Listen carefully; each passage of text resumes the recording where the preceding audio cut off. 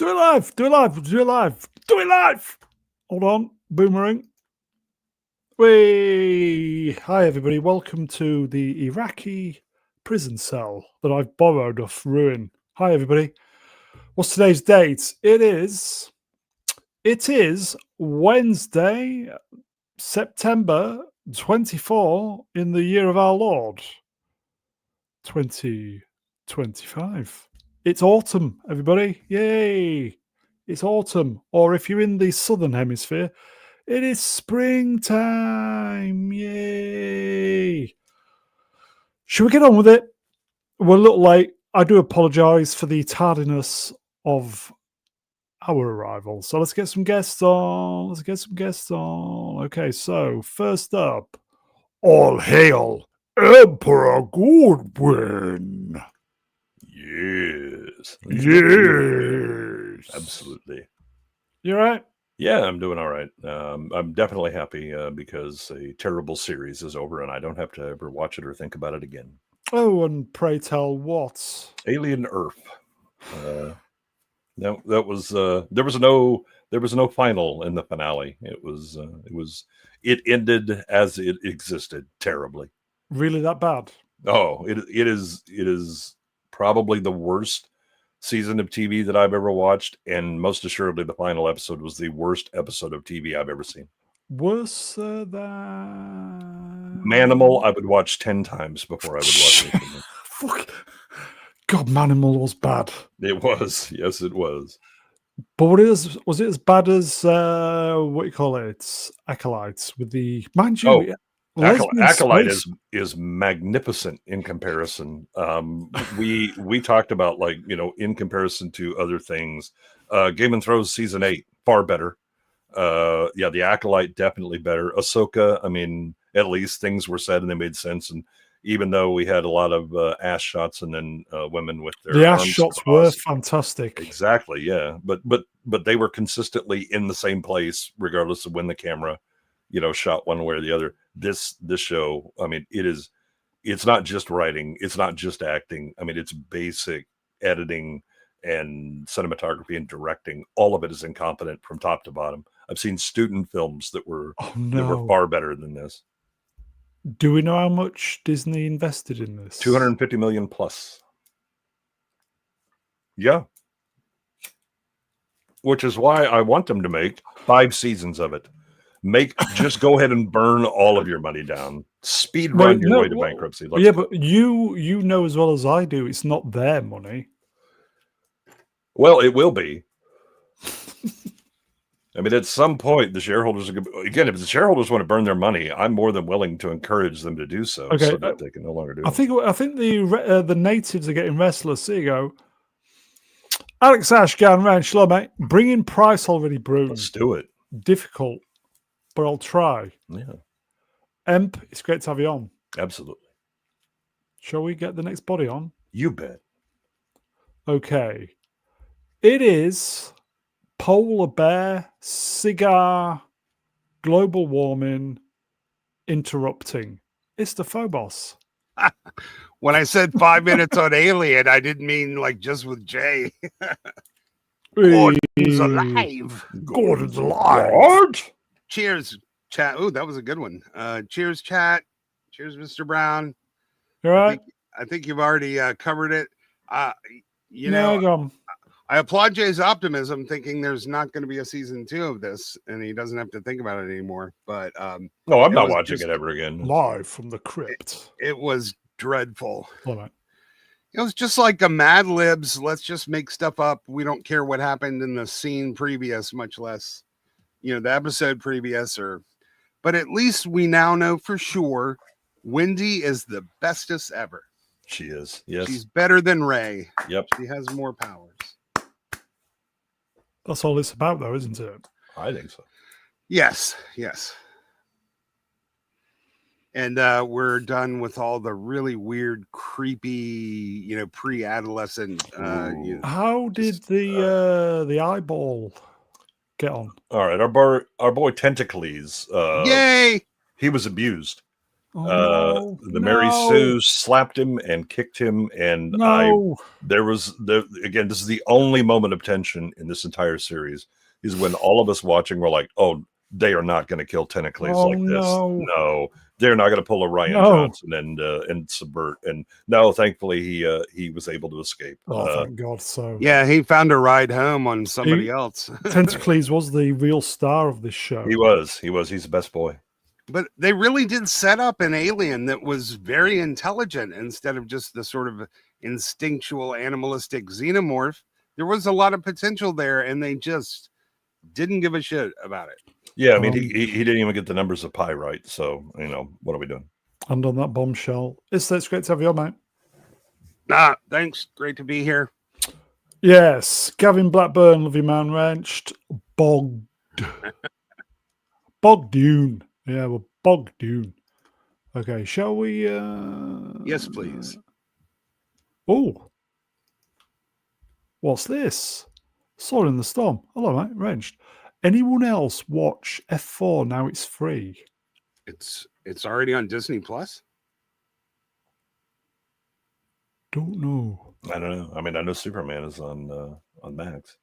It's amazing how these top tier movies are on streaming within less than 2 months. And shit, I missed F2 and F3. I just watched F1 again, man. What happened? Oh. There you go. It's on the high sea. Wow. Yeah. By the way, it's great to have you on, mate. Shall we? There's another. There is another. Clue, everybody. Kevin. I'll give you a clue. Super chats. Gavin Blackburn, Wrench, love you. 2 poons. 2 poons. Get on with it. We're trying.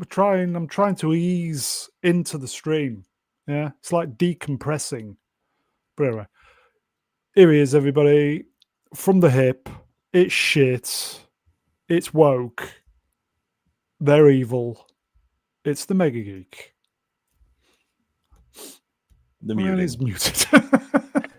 Hello, sorry. You all right? Yeah, I'm okay. I'm just looking forward to the films that you've coughed up for 1972. So what films? Looking forward to that. Okay, well, hopefully I'm there's going some good. Yeah, hopefully some good ones. Bye, everybody. There's some great movies from this year. It's a shame, really, because I was talking to someone today, and I asked one of my friends, when was the last time he went to the cinema, and he said 2 years ago. So there you go. People are not really digging the cinema anymore. Do you know what? Hello, Bob. Do you know what the movie was that he watched 2 years ago? I think it was Spider-Man: No Way Home. Was it 2 years ago? Yeah, so he watched that. Was the last. I think it was 2 years ago. I'm not sure. Was it maybe 3? I don't know. But he really, and there's a lot of my friends that don't go to cinema anymore. And when I do go to the cinema is never packed. It's just crap. A few people at the top, and a few people down the bottom.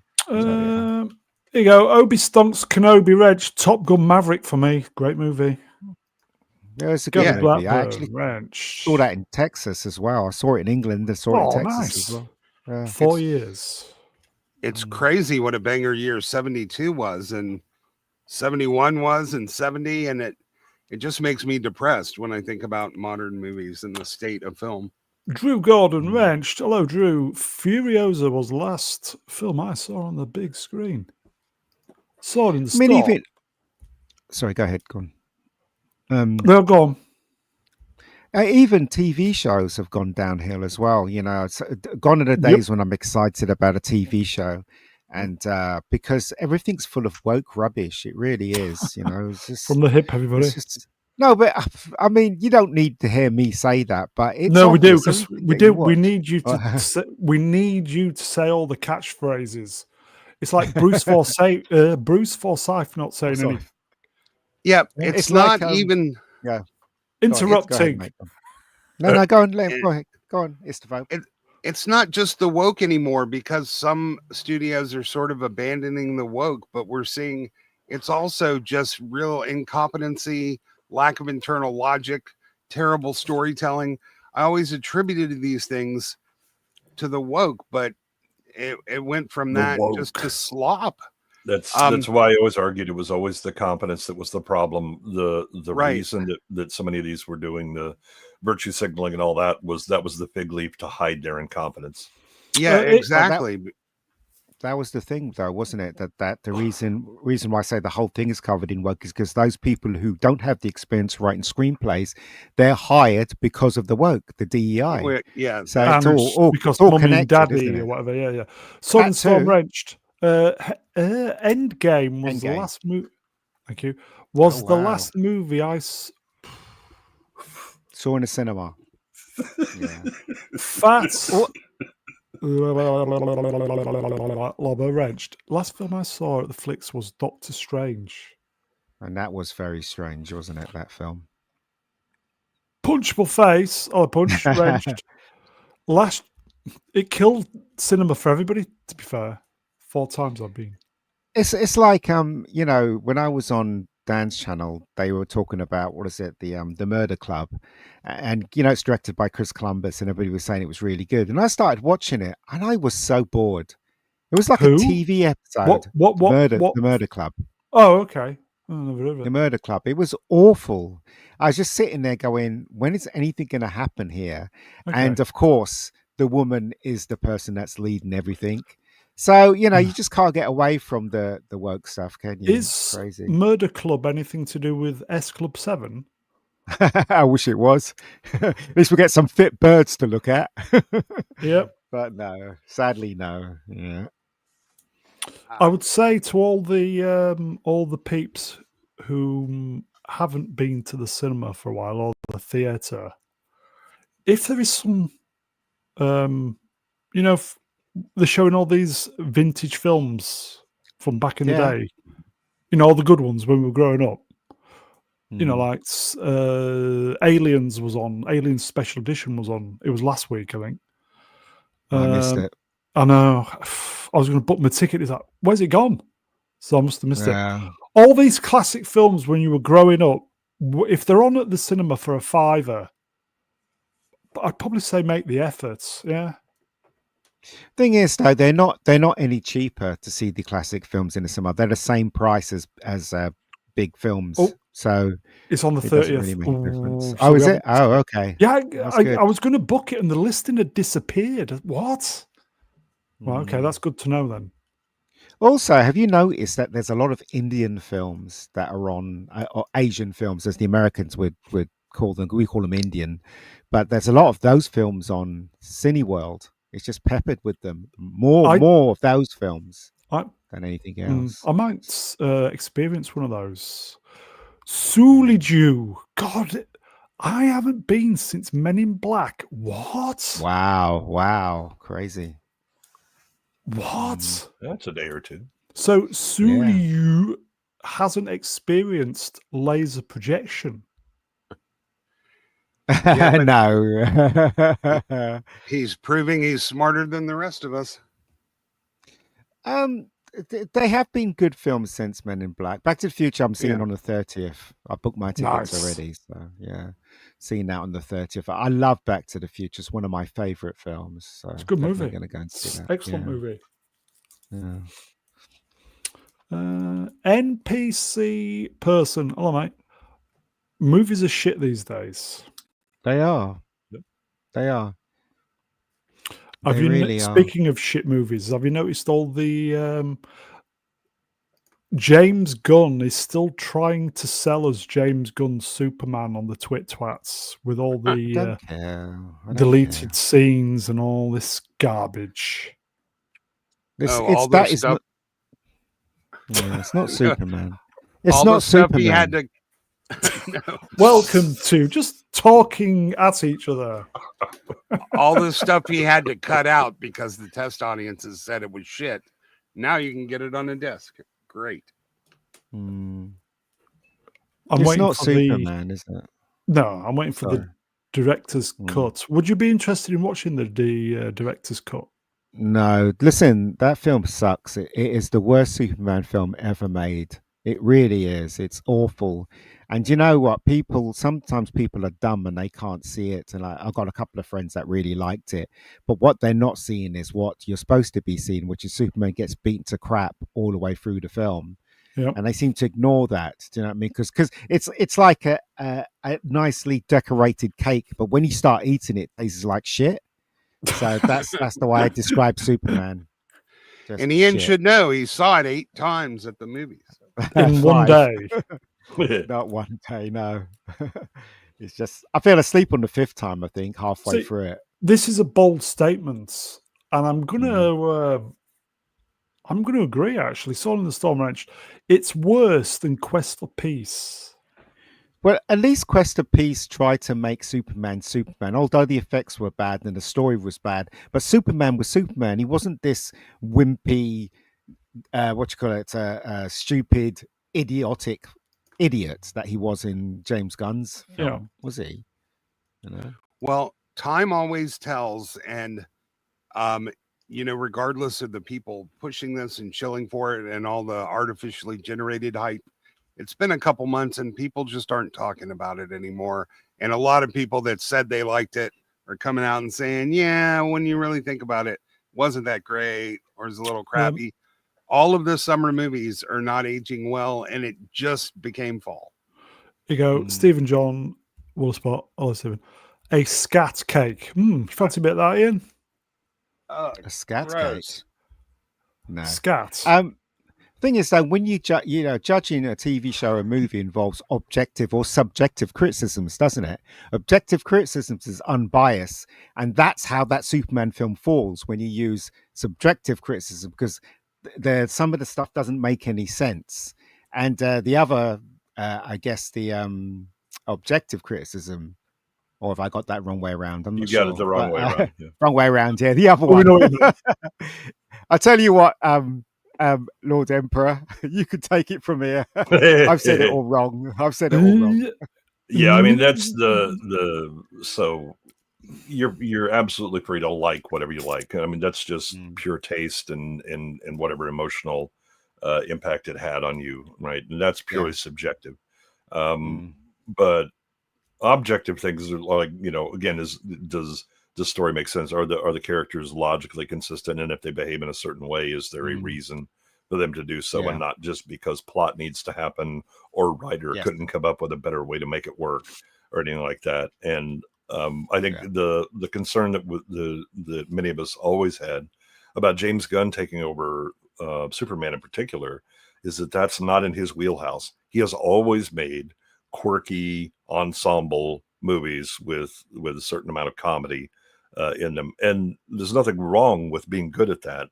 There is something wrong when you decide that I'm going to deal with a character that really should be dealt with genuinely with sincerity, and you can't, because it's just not what you do. Not everything has to be a joke. Right. Well, it's not that, right? It's, again, I would say this for the cheap seats. It's not that. Basically, Gunn is on the left, and you could see it in the film. He does a lot of things against the white male hero, and they're mean-spirited things as well throughout the whole film. And sometimes people, obviously, you got to know what a good script is, and you got to know what's happening in the world to see these things. A lot of people don't. That's why they think it's good, but it isn't good.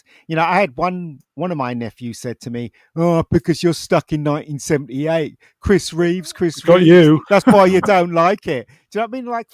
Like, no, that's not why I don't like it. I don't like it because they disrespected Superman. They took the man out of Superman. That's why I don't like it. Do you know what I mean? So, plus the story was dumb as well. So there you go. Well, again, I think I see more and more a lot of people that this movie, it's so great, and then I watch it and I'm like, what in the hell are you talking about? And then it kind of hits me. They really aren't paying attention to the story at all, or the characters or anything like that. It is purely spectacle. You might as well have a fireworks display. And I saw that, right, and there's big booms and here we go. And then they walk out and they're like, that was great. And I was like, yeah, but what was the story? No, it was great. It was spectacle and all that. mean, if that's what we've reduced ourselves to, is just watching really cool screensavers on a big screen in the cinema, then I guess there's a reason it's dying. Yeah, it's unrelated scenes just sort of stuck together with narrative jism. It's like a plot point could really be, there's no way we can get there in under 2 hours, that someone is going to die, and then half hour later in the movie it'll take them 30 minutes to make the same trip. They just don't care. It's not. It's the story. The story does connect, and most of it makes sense. But the problem is that it's so obvious that the writer and the director and the producer is mean spirited, and he's on the left. You've only got to look at that film very carefully. What happens to Superman? That is my main problem. The story is okay. It could have been done better if it just focused on Superman and got rid of all the other stupid heroes. And not tried to belittle him or decolonize him. But I will say this. They deliberately went out of their way to demoralize one of the greatest heroes in comic book history. And they did it really successfully. That's why I don't like the film. Well, but that's also, again, that's a James Gunn. Again, his quirky ensemble things are always, subversive and all that. I mean, the guy came up through Trauma, which was always, I'm gonna be the edgy theater kid doing edgy theater kid things. And as soon as they announced that he was going to be in charge of it, it was like, that's a problem, because Superman as a character requires you to be sincere in writing him and to have, believe in what he stands for and who he is. And I don't think James Gunn is capable of doing that. And he clearly demonstrated he wasn't. People go. I was talking about movies in general, but with Superman, his speed wasn't consistent. His strength wasn't consistent. His power set wasn't consistent. And even his character and behavior, but this really goes for all the movies made today. There is just no more logical consistency. It breaks internal logic. It breaks narrative consistency. Nothing makes sense because they're doing it scene by scene, not as an entire story as a whole. And that's why we feel we get payoff after payoff. Yeah, agreed. Agreed, we could talk about we got some good movies in the pipe here. Common People Wrenched, talk about something Mega likes. No thank you. Sword in the Storm Wrenched, I've enjoyed most iterations of Superman on some level, and while I like the cast, the writing and directing of Superman 2025 was diabolical. Agreed. James Gunn's Superman. James Gunn's Superman. Sorry. I totally disagree with the casting. I thought Lois Lane was fine. Thought the guy they cast as Superman looked like a cosplay, and the costume sucked. I'll always say that about this Superman. Right, but the costume is different from the casting. I think Corn Sweat, I think he could have worked. But again, I think is when you give him the lines that you do, when you set up the situations you do, there's nobody can say that Christopher Reeve would look like a bumbling fool in Superman 2025. He needed a lot more roids inside him and 6 months in the gym, as I've said before. Well, say what you want about Rachel Brosnahan, but she's a pretty good wank, a pretty easy one. Gotta say, I just rubbed one out the other day. It was. But you know what? Right, she would have been easy wank if she was wearing something sexy in one scene. Do you know what I mean? Well, something that showed that she was. You know what I mean? Yeah. To be fair, I was using red carpet photos, not stills from the movie. That's probably a good idea. Yeah. She's actually naked in several of her shows. So what? Well, I thought she was going to be naked on the red carpet. Okay, let's go. Well, that seems to be the trend, isn't it? Like wearing. Side of Feet Legend Wrenched, Brosnan tits for days, or at least 3 minutes anyway. What, 10 times? Welcome to the. This is what some people have been saying a long time. Wank Alliance. Yeah. God almighty. Anyway. Yeah, Smilex wouldn't even have to try. No, he doesn't. So it's just been another summer of just disappointments. Again, Yeah. absent some sort of serious change at the top of these studios that then involves a cleansing of incompetence throughout the organizations, and you start to hire back people that are capable of doing their jobs well. This is Because what they you're going to fired get. them, didn't they? They Yeah. fired all the pale male stale. The only good film this year, as far as I was concerned, was F1. Agreed. And Yeah. even I was disappointed with Nobody too, because you can see the woke creeping into it slowly. Right at the But end, it's a yeah. shame, really. Yeah, it's a shame that they and in fact the script wasn't very good for Nobody two Oh, yes. anyway. So yeah. Greta's Yeah, sister. Should check out Greta's sister. F1 was absolutely fantastic, and it gets better with each rewatch. It saved Yeah. the summer for me. No, summer didn't need saving. We knew what we were going to get. We knew what we were going to get. You know, Yeah. every show that comes out, we know what's going to happen with it, right? Even if it's subtle. Comes out. Unfortunately, for me, right, I cannot unsee this stuff now. You know, Agreed. it's Yeah, there. it takes you out, doesn't it? If it Totally. the radar goes, doesn't it? It definitely soured Dexter Resurrection for me, which should have been excellent, but it was only good because they had to put the girl power bullshit. Okay, we've got a super chat, and then I'll need to reset my mic because it's starting to crackle again. Istaphobos range was about $2. Rebecca Gold 1. What? We were Okay, talking cool. about her, and Oh, I yeah, just yeah. like, yeah. she's Also, hot. let's show Brune some love. Yes, please. Cheers, my friend. Oh, thank you. No worries. Okay, so disappointing summer. Nothing stood out other than F1, is what we're saying. Yes. Yeah, for the most part. I mean, I think the for we're gonna have to be proactive in trying to find good entertainment. Okay, you that's can't just true. wait for things to show up in the cinema. I'll just say, chat. Obviously we know we've had a crap summer. Did anything stand out this summer for you guys in the chat? I get the feeling that none of you go to the cinema anyway, which is a shame. It'd be nice if there was something to watch. Do you know what I watched recently? I watched the first episode of Wonder Woman with Linda Carter because I was so bored. Yeah, it's very corny, but she's good to look at, though. You know. Ian, can you fill while I reset mic? Thank you. Okay, what am I filling with? Anything. Some was great. Jaws was great, wasn't it? Let's face it, Jaws. Yeah, and you guys saw Jaws? I'm not a huge horror fan, but some of the movies this summer, the horror ones were actually pretty solid. But I don't consider Jaws really a horror movie. It's more of a scary adventure. Yeah, man, that's one of the greatest movies ever made. Yeah, what was the film? I saw Weapons, which I thought was just okay. Everybody kept screaming about how good it was, but I just thought it was just fine. You know, Did you see Primitive? Sorry, go. Did you see Primitive War? No, because it's never been shown down here. Oh, so Weapons of Mass Destruction is more my taste. I didn't like the explanation. Yeah, we can. Yeah. Okay, Summer was great. Jaws was a massive hit. Yeah, it was.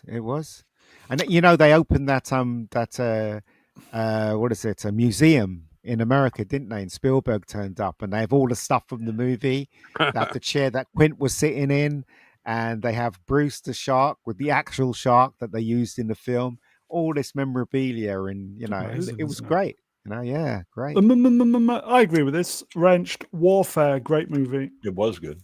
Yeah, but it wasn't fun, and it's not something I'll want to rewatch. It was, very I'd intense. maybe watch it every now and again if I was just fancied a bit of a war boner. But really, Primitive War was like the Godzilla -1 of the Jurassic Park movies. Like they did for no money whatsoever. Absolutely amazing, action-oriented dinosaurs. The plot was interesting, pretty.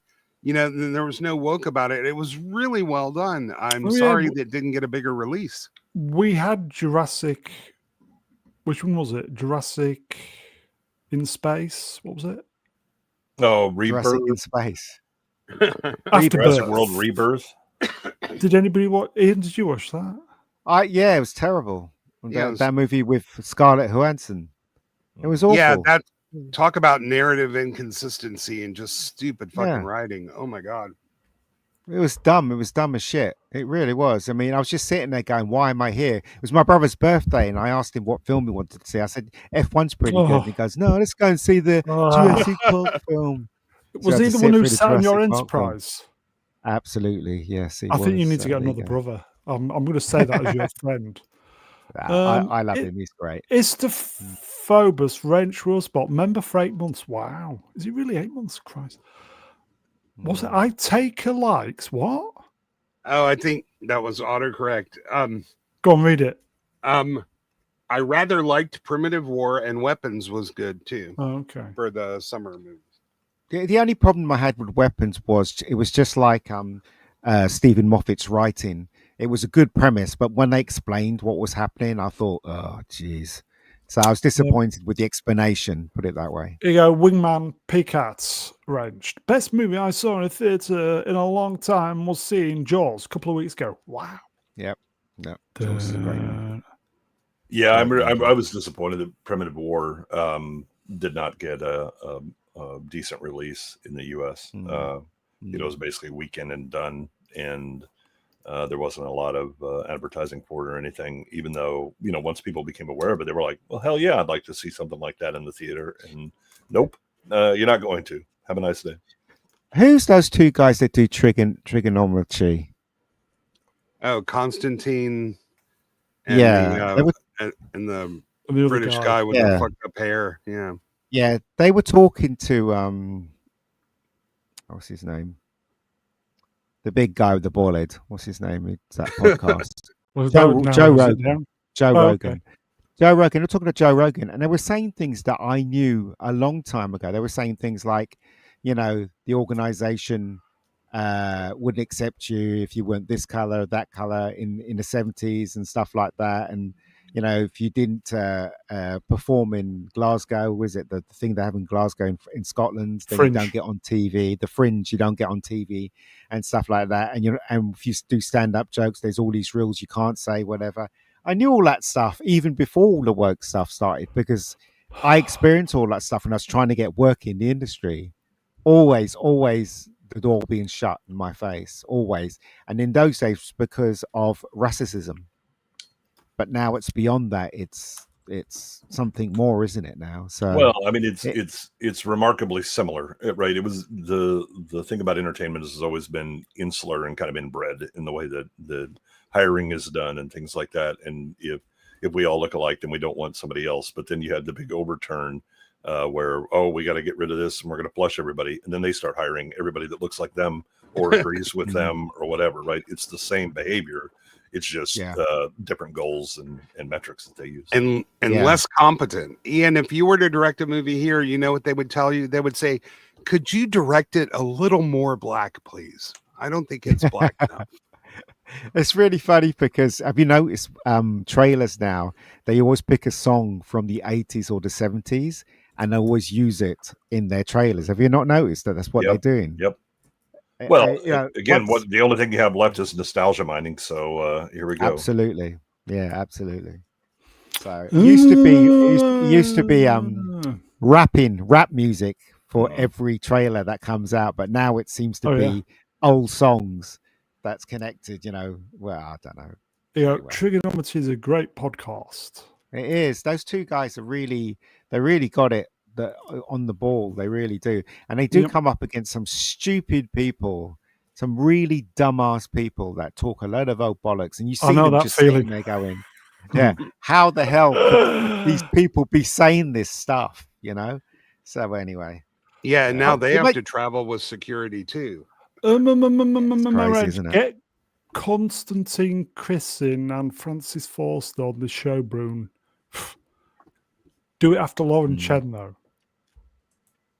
Who's Lauren Chen?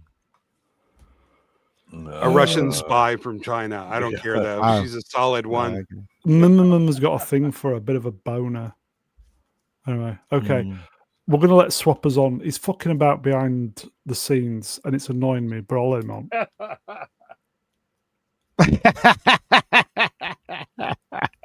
Oh no.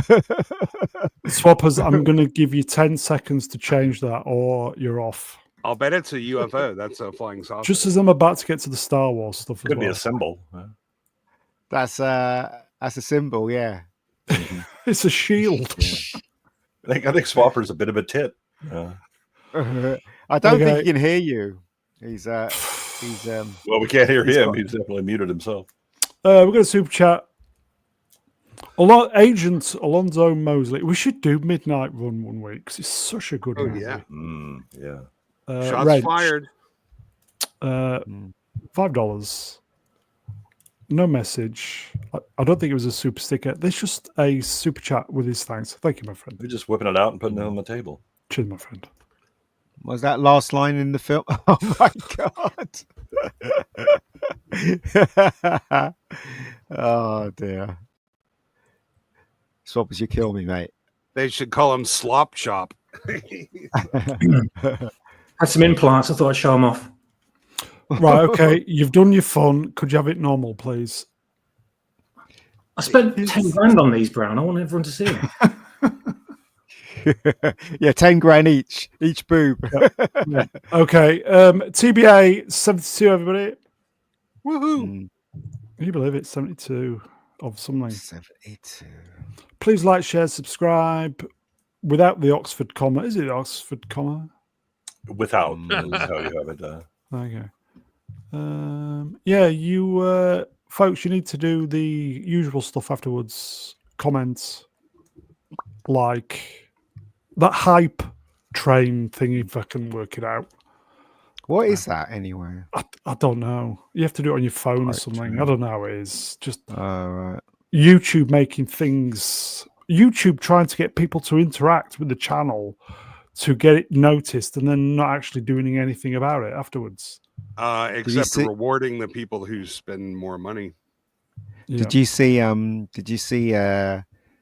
Dave Cullen was his channel got taken off YouTube and then now it's put back on?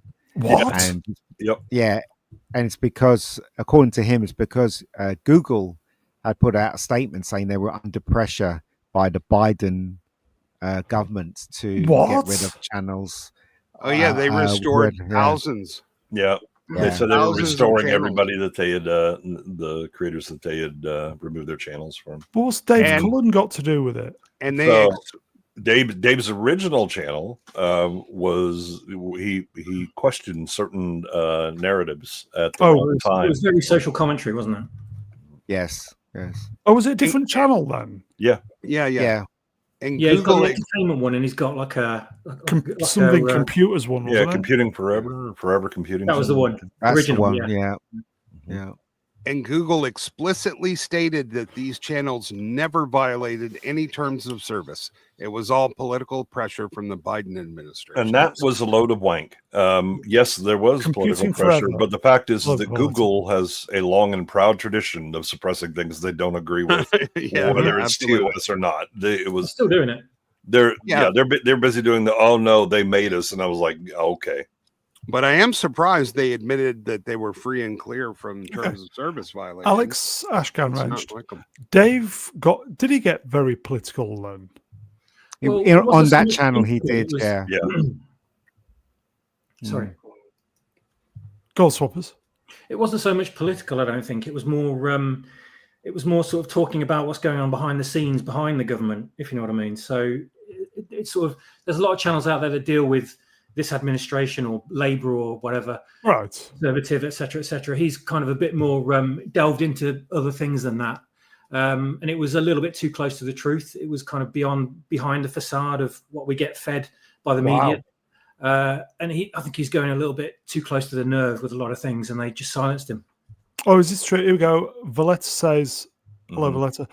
He was talking about Koof. Yep. Mhm. Yeah. Not just that, but the totalitarian measures that Yeah. the authorities are going to, etc. And the things that people are allowed to talk about and the things they weren't. Okay. Yeah. So how long was his channel struck off then? 4 Couple years. Yeah. And he's just got it back. Yeah. Yep. What? Mm. Well, He could has, he? yeah. Okay, could he sue YouTube for 4 years of lost revenue? I hope so. Good luck. He could try, but yeah, I don't. see Well, that. again, that was there's one of the reasons that they said, "Oh no, that wasn't. We were forced to do it by others because they're trying to make sure." So Biden. we have a couple of things going on at this point. Google is getting the stink eye from the Justice Department about monopolistic practices. So they're worried about that.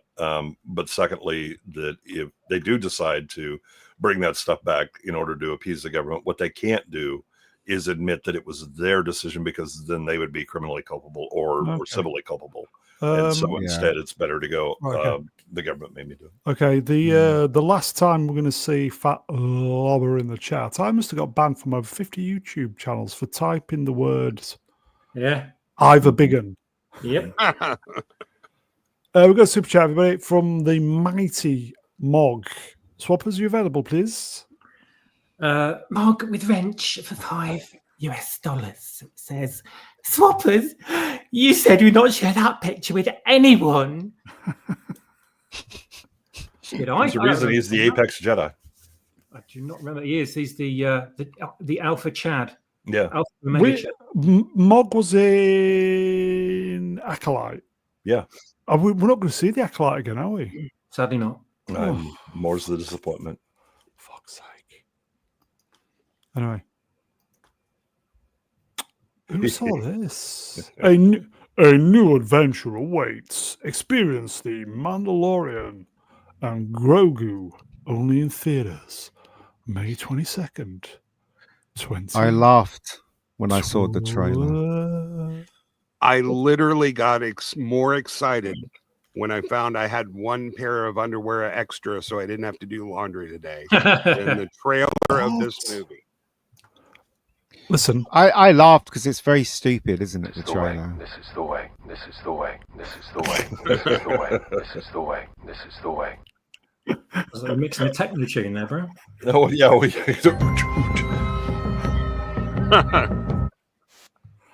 I have a few sound bites, and these are. This is the way. This is the way to bankruptcy. Yeah. Well, good luck to them. So nobody's impressed. I got the feeling that this is going to make a bit of money, more money than we think it's not going to. Yeah. Might do okay-ish.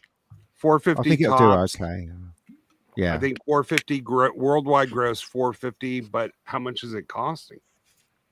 Yeah. Well, they're not telling you, are they? Or Somebody was saying that it's actually season 4 refashioned. Oh, absolutely, and it'll look like that. You'll be able to tell. Not to mention, just people are used to this as a TV show, and people don't usually go to see TV shows at the movies, and they certainly aren't used to paying $15-$20 to do There you it. go. Manuel Grell, Lamite Wrenched. 300 million globally, max. That's about right. All right, I hope you're right. Comes in 305. I hope you're right. Like, We're going to see which one shows up with the Showcase Showdown. Yes. Yeah, this. I mean, I when I watched the trailer, I mean, was I surprised? Yes, I was surprised that they were willing to put that out as a trailer. But clearly, marketing departments are also incompetent now. It was laughably bad. My kids had finger puppets that were animated better than what they did with Grogu and Babu Frick or whatever the hell that thing is. Side effect, Legend Wrenched. Film synopsis. Pedalorian anxiety gropes Grogu for 2 hours. I mean, there would be a certain set of the Star Wars current fan base that would enjoy that. Okay. Swappers, did you watch the trailer? Yeah, I think someone shared it. I think it was shared in It's our group chat. on Twitter, yeah, wasn't it? it's probably me. So come on, you're the aficionado of Star Wars. So come on then. Well, for a start, it's not Star Wars. Secondly, What is it? It's some Disney imitation. It's like the equivalent of a plastic laminate that people tried to sell outside market stalls on Saturdays in town centres. It just looked tedious. Every environment looked like somewhere on Earth. There's absolutely zero imagination visually in any of it. It looks, again, like it's already been said, it looked like an episode of the show. There was nothing here that told me it was a movie. Sigourney Weaver. Wow. I mean, what else is there to say? That's it. There's no story given across whatsoever. There's no depth to it. We're not. It's like a teaser, isn't it? They were not given a full trailer. A lot of it is just showing how Baby Yoda is cute. That's it. So that's what they're selling this whole thing on, is the cuteness of Baby Yoda and the fact that it's got Star Wars somewhere in the logo, and they're hoping that's enough to make people spunk over $20 or whatever it is over the counter at the cinema. Well, it wasn't with Solo. And who's going to be the woman that puts Din Djarin in his place, who berates him and nags him? And it's good. And with you think it'll be Joe Dartman's French. Hello, mate. Was it filmed in a quarry? Probably. Looked like it. Most of it's fucking grey and brown, grey and beige with a little bit of muted green in there for Baby Yoda, and that's it. Look at that poster too. It looks like, are they trying to throw back to the 60s? Like, it looks like a cheap comic book. No, I think as someone pointed out, it's more like 30s, Flash Gordon style. But this is how much they're trying to push the green sprog, right? It's on the poster 3 fucking times. Yeah, but come on, it's got AT-AT walkers. Come on. It's got what's it? It's got Buff Hut. Pizza the Hut in it, isn't it? So it's got him in it. So there you go. But he's buff. I mean, he had muscles. Yeah. Wow. Yeah. I know. Oh my God. It was so. Shut up. And also, right. They should just change this poster. Just change the lettering at the bottom. Change the W for a G and be done with it. After all this time, they still can't animate that stupid green puppet better than they do. No, because again, you don't have anybody confident anymore. They're gonna make the puppet. It's a puppet. For the first time in this film, probably in the last 10 minutes. And then all the Karens in the audience and all their little girlies that they're going to drag to go and watch it, they're all going to scream and squeal and eject themselves all over the seats, and they're going to walk out and forget the film. That's the people that are that.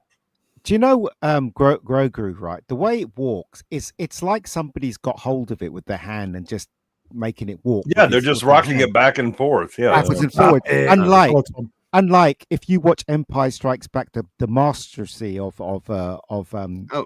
Frank Oz operating Yoda made it come to life.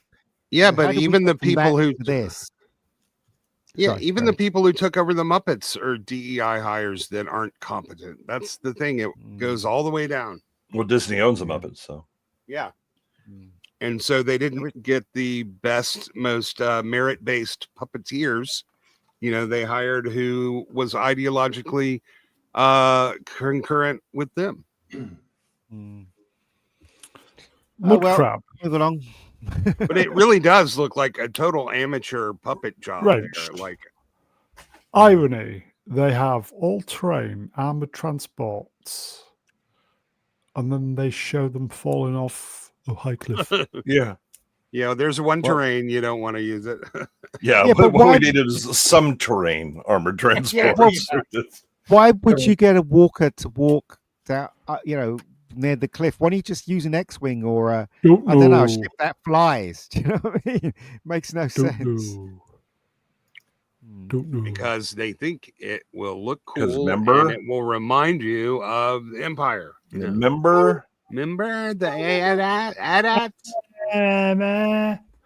Helgast. Remember Yoda? 10 months. Wow. Thank you, my friend. Pedro Pascal and his child captive. Yeah. Do you know what it is, though? Is that when you watch Empire Strikes Back and you see those walkers come and then walking in the snow, the reason why I like it, I can only speak for myself so far, because I know how it was done. And I appreciate the I'm saying that word. Artistry Artistry of how they did it. right? Yeah. And I appreciate it, and it's models, and I can see their models, and that's the beauty of that effect. When you watch something like a CGI thing walking on a mountain falling off, you know it's CGI, and it's like you just can't appreciate stuff like that. It just doesn't work for Plus, me anyway. you're forgetting one thing, Ian. What's We'd that? never seen anything like that before. It was just amazing. Yeah, I mean, Wow. I remember the commercials. They were showing with the trailers or whatever, and it was like, man, those are like giant dinosaurs or something, like really Yeah. bony things or whatever. And then when we saw them, we were like, oh my gosh, it's mechanical. That's even better. Mm. And the idea, they were just so massive. There was a sense of scale to them or whatever.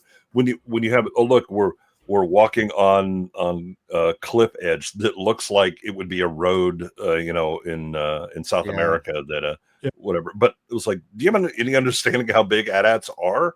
That thing would be huge. How did that The shelf cliff get would fall. made? Mm. But, But as a it- kid, when you watch Empire Strikes Back and you see those AT-ATs walking in the snow, you wanted that toy. Mhm. Now kids are completely different now. So Well, there's no it's kids just- buying toys from this. This is all adults that never got married. It is. Yeah, these just are like the- plastic. Okay, I've got a super chat from Dutch Gradient. Hello, my friend. $5. Hail, panel and chat. It is AT-AT, not AT-AT. The Star Wars universe doesn't use the English alphabet. Preach, brother. It's very interesting, isn't Hallelujah. it? That Thank you, my friend. when you were a kid and you watched Star Wars, the toys as a kid, you'll see a ship on screen. You're like, I want that as a toy. But Mm. now, I mean, Ian, what you said is true. Okay, these films Is it? are not made for us, but it should be made for us, not kids. There's no way you can get more fans to Star Wars because this generation is not interested in stuff like this Nope. at all. We are though, so we are the audience, and are not talking to us. And it's Well, a real but shame. that's the problem that they did realize. Oh no, kids aren't actually seeing our crap, And they don't have because any nobody money. cares, and so they started focusing everything at whatever fan niche they could. That is the great way to kill a property, because when you lose a generation, the young generation coming up, that doesn't get replaced. They don't then Nope. later in life go, oh, I've suddenly decided I like Star Wars and I'll pass it down to my kids. You kill it, right? And they have essentially killed Star Wars, period. Not just for this audience, for all. Yeah, Okay. Yeah. I agree. Go ahead. Carl Voigt Lander Ranch Dwarf Spot $5. Thank you, my friend. People Fingers Daisy. I think that's aimed at common people, isn't it? So, cheers, my friend.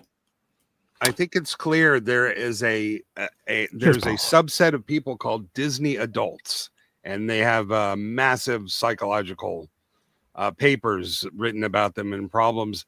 I think that's who Disney is making the movies for now. Just the Disney adults. There you go, Paul Dutch Dicko. Oh, mate. The VFX were special first time around and lives in the memories. Now it's just more CGI, badly written. It's lost what people thought was special. The trailer looks so CGI. Everything just looks so CGI now. Mm-hmm. Yeah. Well, and again, there's no. Who are the interesting characters in this? By the way, check out the ratings for Mandalorian season 3 to see how unenthused people are. Their ratings went down dramatically, and there's a reason there wasn't a season 4. And then we're suddenly going to make a movie out of a TV series that was already failing. Sorry, I forgot to say, yes, Professor R2 Ranch will spot. Yes, it is genuine CGI. It is. Oh, I forgot about that. Sorry. Yeah, it reminds me of WKRP, where when they would switch through the dials before the theme song would start, one of the commercials they would play is, remember, it's made of genuine plastic, so don't settle for imitation. Okay, I will, if I may, before you interrupt, go on. Go on. No, I'm good. Okay. If you're in the UK, I think we're meeting up to watch Mando and Grogu. I think we're going to do a meetup. that weekend Why do you hate your members? because I think it's a bank holiday weekend as well. Possibly. Go I to think the we're- park or something. I mean, have fun. Do something enjoyable. I think we'll. Somebody's got to watch it. Yeah. By the way, they were shooting Spider-Man in Basingstoke today. What? Yeah. There you go. Visually, this is coming on the heels of Andor, which looked pretty freaking fantastic. So that's just one other nail in the coffin of this thing. Here you go. Looking on the positive side of life, side of it. Legend Wrenched. I might be dead by May. Hopefully, That's one way to all get out of us- it. Yes. Okay. Let's move on then.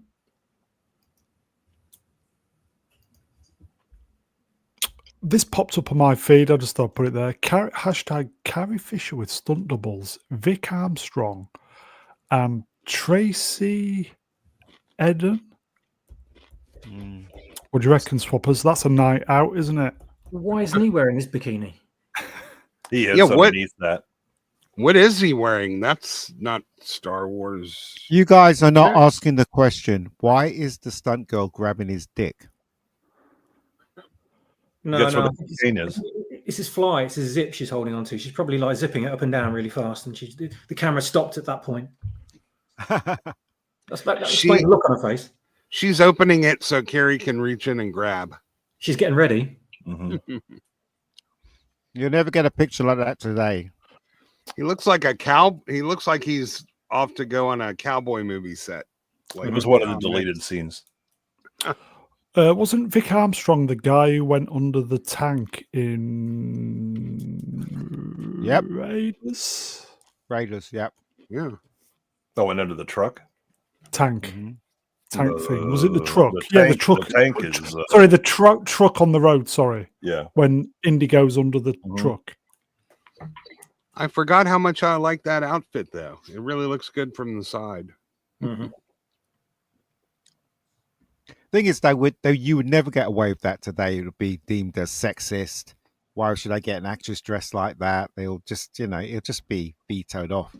Yeah, but she was loving it though, wasn't she? Of course she was. Of course she was. She knows she's got a fit body. She's probably loving the attention, isn't she? Yeah. Yeah. Here you go. Manuel Grell wrenched 101. It's a very binary answer, mate. He's being very, very clear about his ratings. Oh, sorry, chat moved up. Ista is cracking one off right now, yes. Stephen John Willspot, she'd be a man these they all are, mate. Okay. She shagged Harrison Ford, didn't she, Kerry? Who didn't? I don't know. You didn't. Look, I was young and needed the money. Stop bringing it up, Swappers. Okay, just a quickies on these days. Okay. September 24th, 1988. Don't worry, be happy by Bobby McFerrin, hit number 1 on the Billboard Hot 100. Held the spots for 2 weeks. Don't worry, be Fantastic. happy. Good This is song. when I realized that music had gone to hell. No, I need to it's stop a good. listening to the radio. No, it's a good song. It's a fun song. It's It's- just one in the. It's just one of those novelty songs that there were so many Exactly. of. in the 80s and Okay. 90s. Yeah. Franco coming in. Wrenched. Oh, mate. Utter shite. Yeah. I'd rather listen to Doctor in the TARDIS. Hey, Oh, no. Did he? Is this true? Amelia Bedelia wrenched. Oh, Amelia. Did he? Not sure. I remember Robin Williams being in the video. was. Everybody was in Yeah. this video. Mm. Going back to the previous slide, Mudcrab wrenched. Wow. Seems Tracy Eden was in Doctor Who as Sophie Aldred's stunt double. Wow. she also is really grabbing his fly in that picture. I saw a bigger Yeah. version. Yeah, she's totally unzipping it, man. Suliu. He himself, the irony. Tom's saying that's a myth. He's actually Oh. 75. So he's I'm Yeah, very I was confused. like, I mean, I know that I saw documentary about him. I don't know, like 10 or 15 years ago, and he was still alive then. So. Okay, right. So that's Robert McFerrin. Hmm. September Oh. 24th, 1982. Prince released 1999 as the first single from his album of the same name. Mhm. What?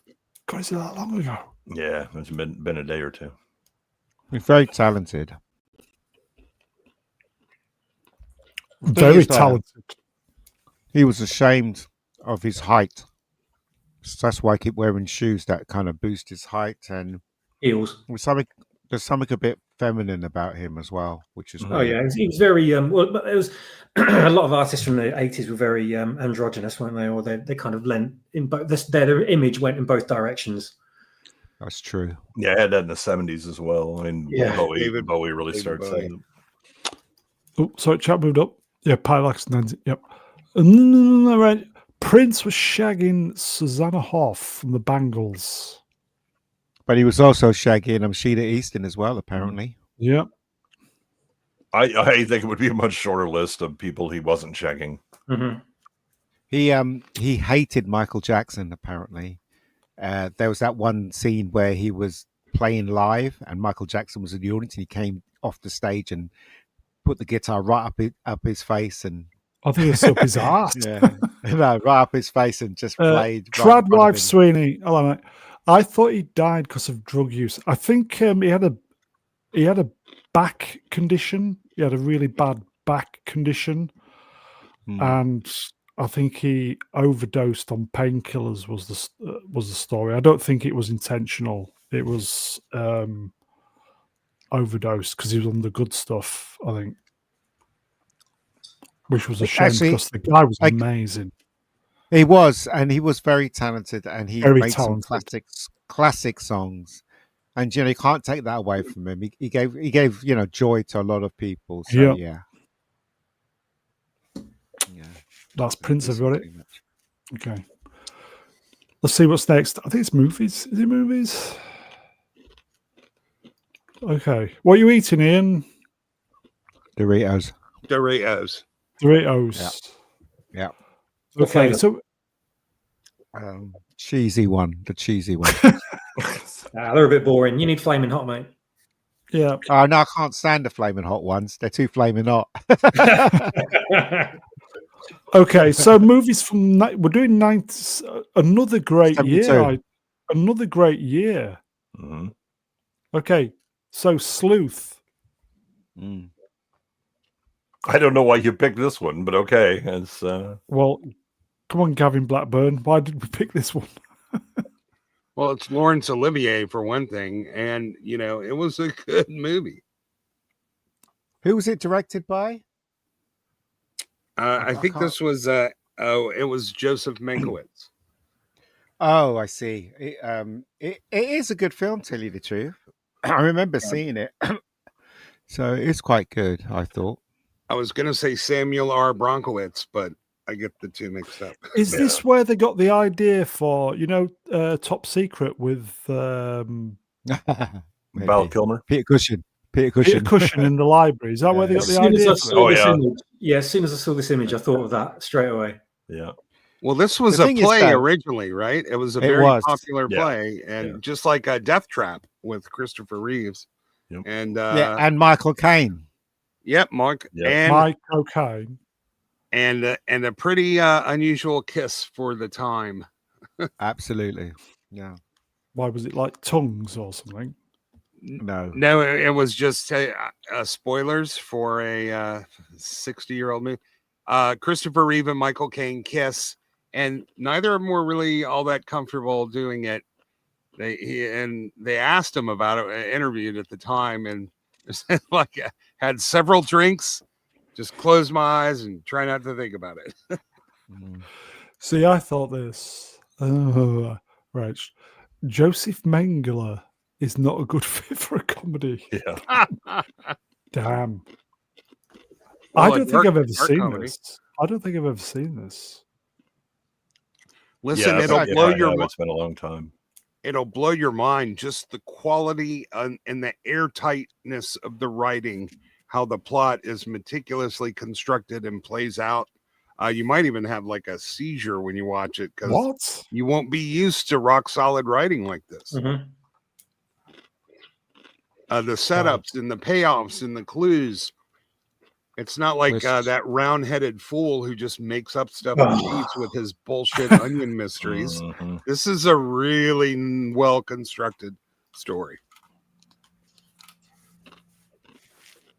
There you go. Definitely worth a look.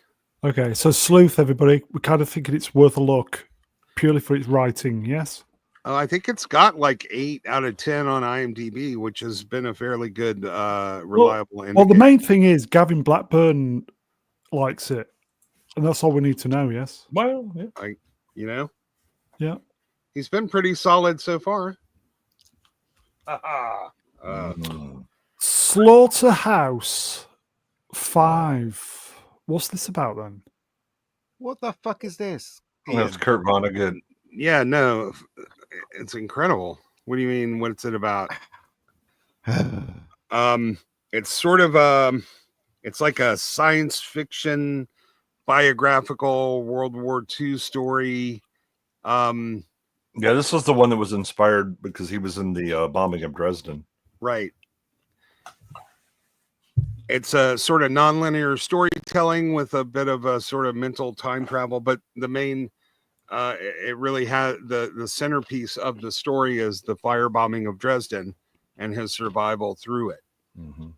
It explores war trauma and fatalism through like a non-linear narrative, and his time as a prisoner of war. Oh, and they've got Vonnegut aliens in there. What? Wrenched. Great book. Forget the movie. Is that true? I wouldn't forget it, but Here you go. Franco Walker Wrenched. Who picked these films? Is there? Yeah. Yeah. no, I didn't. Crappy films.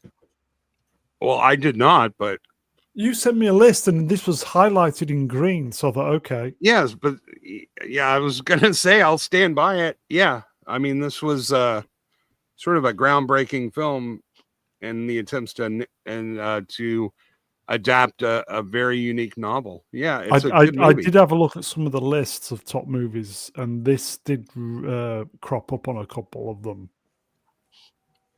So it must be decent. Kind of very experimental for the early 70s. I can't say I've ever heard of it, but I'm intrigued. I'm actually surprised because most people here have heard of it, even if they had never read the book or saw the movie. They've heard the expression Slaughterhouse 5. Here you go. Wrenched. Stop gaslighting Istaphobos. Yeah, I've read the book. I was aware of the movie. I don't think I've ever seen the movie. Tom Wrenched. Hold on a minute. Not seen this. Will def check. You've not seen this, Ian? Nope. Never heard of it. The track record of Vonnegut books that have been made into movies is a little bit all over the map. Yeah, they're notoriously hard to turn into movies. Okay. Right. Okay. So, Ista, are we recommending or not? Yeah, definitely. And then Okay. read the book. Right, okay. We'll be finished early at this rate. Silence Running. Yeah, I recommended this one too. So This is a pretty classic sci-fi movie.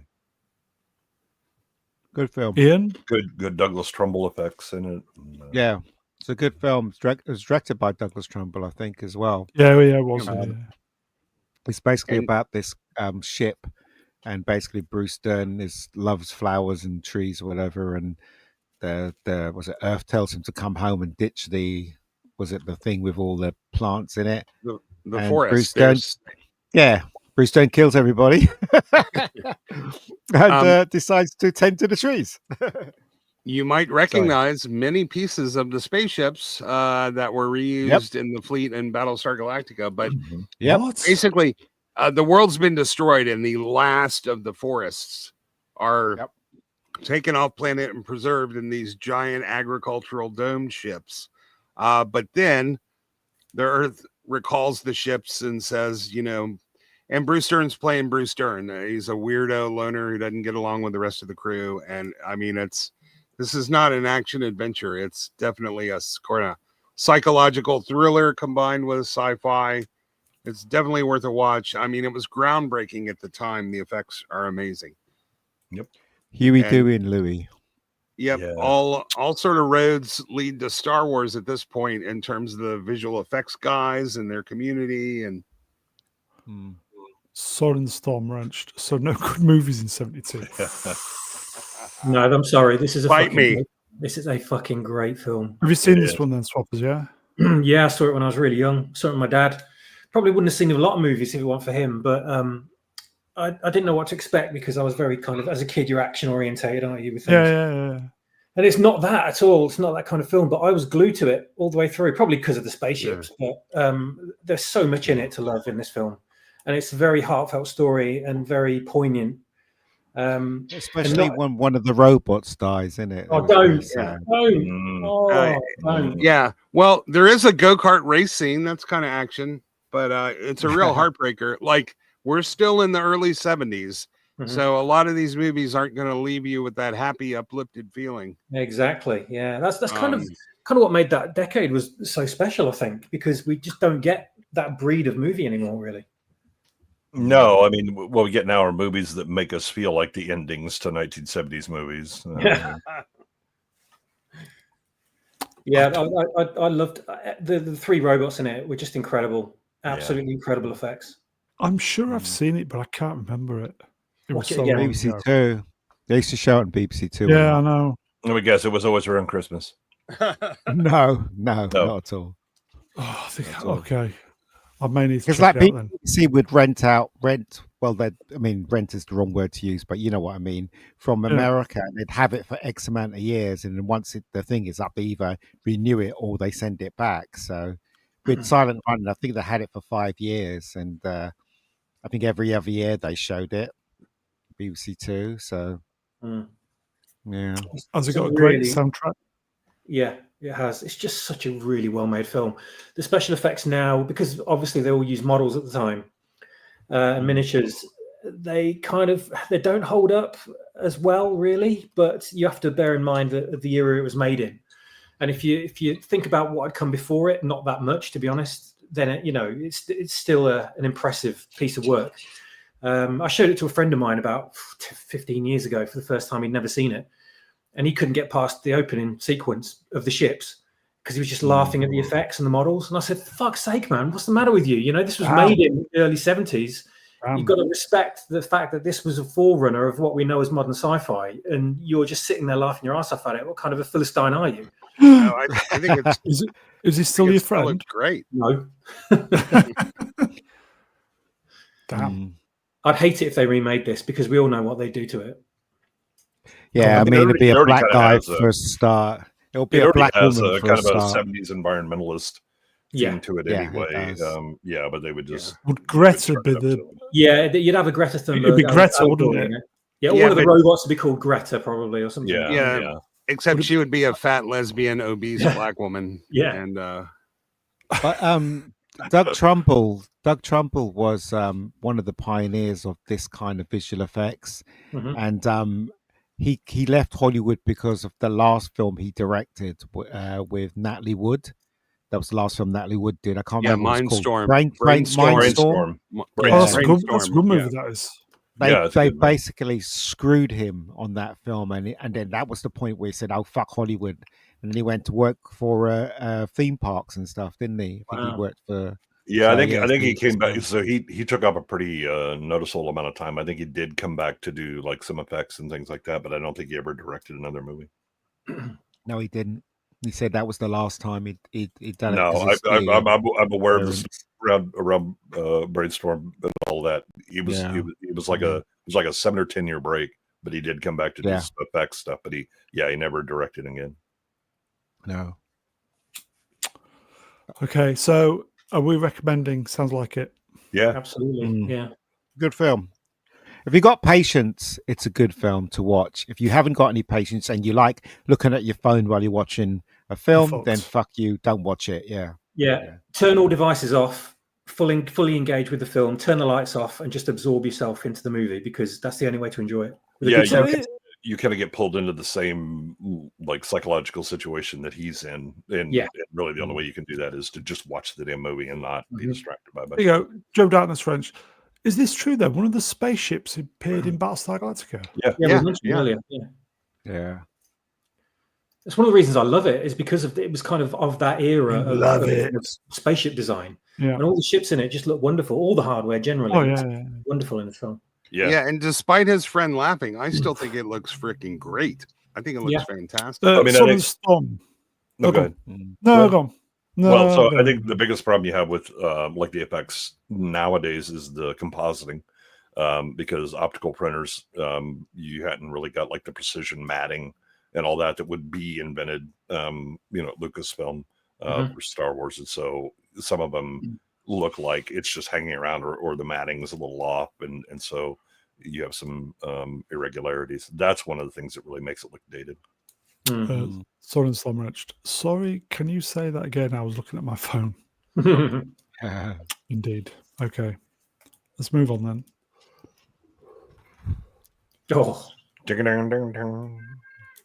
Squeal like a pig. Cat loves this, doesn't it, Brown? Yep. Shut up, Cat. That's a strange poster. I've never seen this poster for this film before. It is weird, isn't it? I've seen it before, but it's really strange. I think it's the original. What's his name? Burt Reynolds almost broke his back in one scene, didn't he? Flipped over.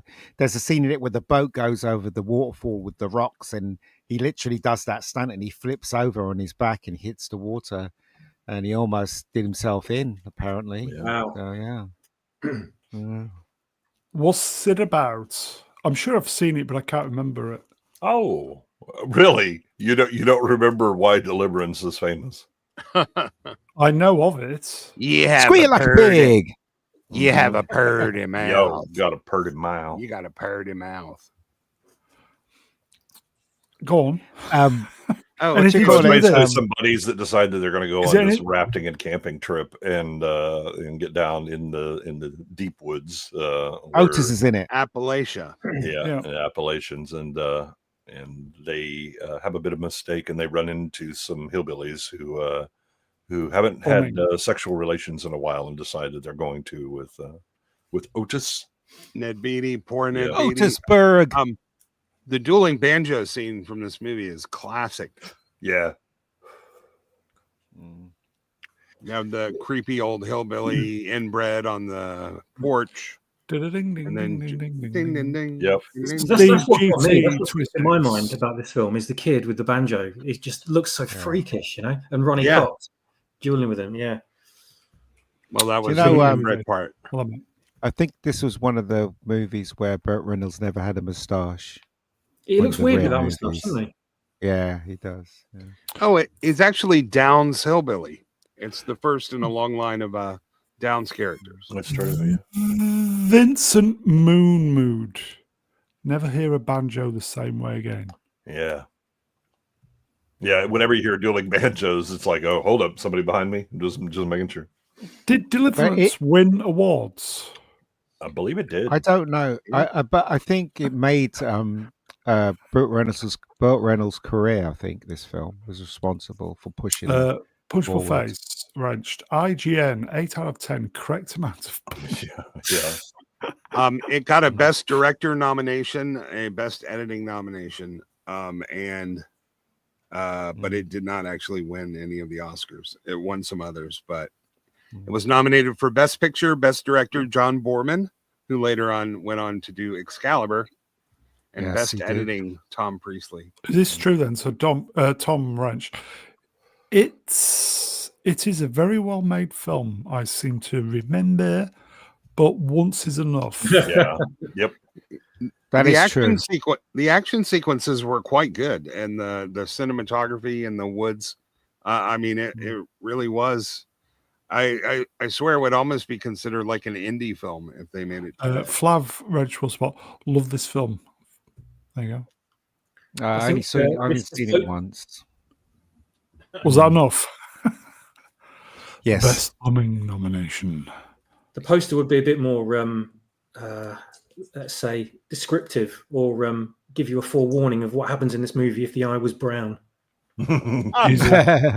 Okay, so if would this have been shock cinema in '72? It was. It was, yeah, absolutely. The It was pushing 70s boundaries was then, yeah. the 70s was the point where everybody was, I don't know, was what America was going through. I guess everybody was kind of not depressed, but on the negative side. So a lot of films displayed very negative subject matters and very negative endings in the 70s. I think half the 70s, 75. So yeah. Yeah. Okay, I'm not going to read this, but I'll let you. That and Joe Darkness's comments are brilliant.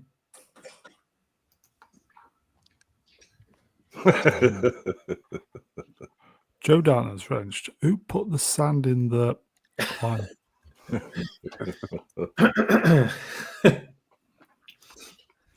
Okay. Last word with Franco. Wrenched. Definitely shock cinema, yeah? Yeah, yeah. Shocking today still, isn't it, really? Yeah. Yeah. It wasn't so much the act, but the fact that it was between two men and involuntary. That was the. Oh, Yeah. okay. Yeah. Would it be something you could watch while munching on your toast, Ian? No. First thing in the morning. You wouldn't want to see it sitting next to your parents either. Okay, so we're all kind of getting the feeling it's a great film, everybody, but it's edgy. Yeah. Yeah, well, yeah. Very. Yeah. It's Very. still edgy, 50. Yeah, it's still uncomfortable. Yeah. Yes, just like a deer hunter, it will make you feel uncomfortable. Yeah, Not as yeah. uncomfortable as Ned Beatty, but pretty uncomfortable. Yeah. Would this film get made today? No, not at Well, all. no, it would. It wouldn't. It would. 'Cause Pedro would volunteer to be. Yeah. In fact, he'd produce it and he'd Subject matter. It'd stump up the money. Amelia Bedelia Wrenched, not a first date movie. Oh, No. Well, And then Manuel, great first. I guess it depends if your first date is Yeah. with the tutor. Yeah, exactly. yeah, I call it Brokeback Canoe. So, I can't quit you. Okay. It really is not a very good movie to take your date. It really isn't. Speaking from experience there, Ian. Well, I never saw it in the cinema. I saw it on, again, BBC Two. I think it was or BBC One. I can't remember which one it was. Yeah. But Could you take? I only saw it on could you- TV. Could you take John Barrowman to go watch it? Oh God. Mm. There's a thinking man joke So, in there. I have We'd a finished. question. Yeah, but it doesn't matter. No, It's we've not- moved on. No, we moved on. No, It's go a on. Let him sta- say it. No, go on. So every time Ian has seen a movie, he goes like, "I saw it." They used to show it on BBC Three or BBC One. In Two. America, we'd say, "I saw it on television" or "I saw it on the telly." No, Is there well, significance to naming the yes, specific there TV? is. So, Okay. yeah, BBC. They had in those days they had two channels. The independent channel, ITV, only had one. Right when I was growing up, and so the rough movies they used to show on BBC Two, and you always remember them being on BBC Two because BBC Two was the channel that was on the edge a bit, if you know what I mean. They'd show edgy films, and I always remember watching the films would like at that. times, though. Yeah, but the thing is, though, ITV would show it because it. Remember, the TVs used to stop around about 1 o'clock in the morning, didn't they? Do you remember? And they could only show it at a certain time. But then, as I said, then we had Channel 4 and Channel 5. BBC Two would show the edgy films on a weekend, whereas Yes, they would, ITV would show some edgy films on after the news at 10, so like 10:30. Because I always remember watching The Thing and Alien on ITV. that was further on. Yeah, that was further on, wasn't it? That was when we had more than 3 channels. So Yeah, and late at night though as well. yeah. Because I always remember being basically a school kid watching The Thing. It fucking Oh, blew yeah. my mind. Yeah, same here. Okay. The Getaway. This is a great movie. Oh yeah, Peter Bogdanovich, Yeah, Steve McQueen and What's it about? Ali And, Sam About them getting Peckinpah away. Yeah, directed. Peckinpah. So it's super violent. Nice. A lot of slow motions Nice. and stuff where people get shot. Yeah. Sounds stylish. Yeah. Yeah, Zack it's very Snyder. stylish. And No. it's a good example of a character who's supposed to be smart, actually behaving intelligently. Mhm. Like Doc McCoy is like a criminal mastermind, and he acts like it. It's not like I lost the money, but I meant to do that, like Thrawn. Mhm. No, It's all very part of well my written. plan. Yeah, very well written and crafted characters. This is true. Steve GT26. McQueen slaps the hell out of Ali McGraw too. Yep, he does. As I said, it's I'm sure it she didn't. deserved it. Yeah, well, I mean, as I recall, did it end well? This film? No, I of can't course remember not. the ending. 70s. That was it. Yeah. So, but Steve McQueen was great in this movie, and it's well directed as well. Has that very raw '70s thing about it. Mhm. So, yeah. Now, An anti-hero kind of story as well. So yeah, originally Bogdanovich was supposed to direct it, and he did half the casting before he got replaced by Peckinpah, which is where I was going with that earlier. Is this true? Side feet. Excuse me. Legend Ranch.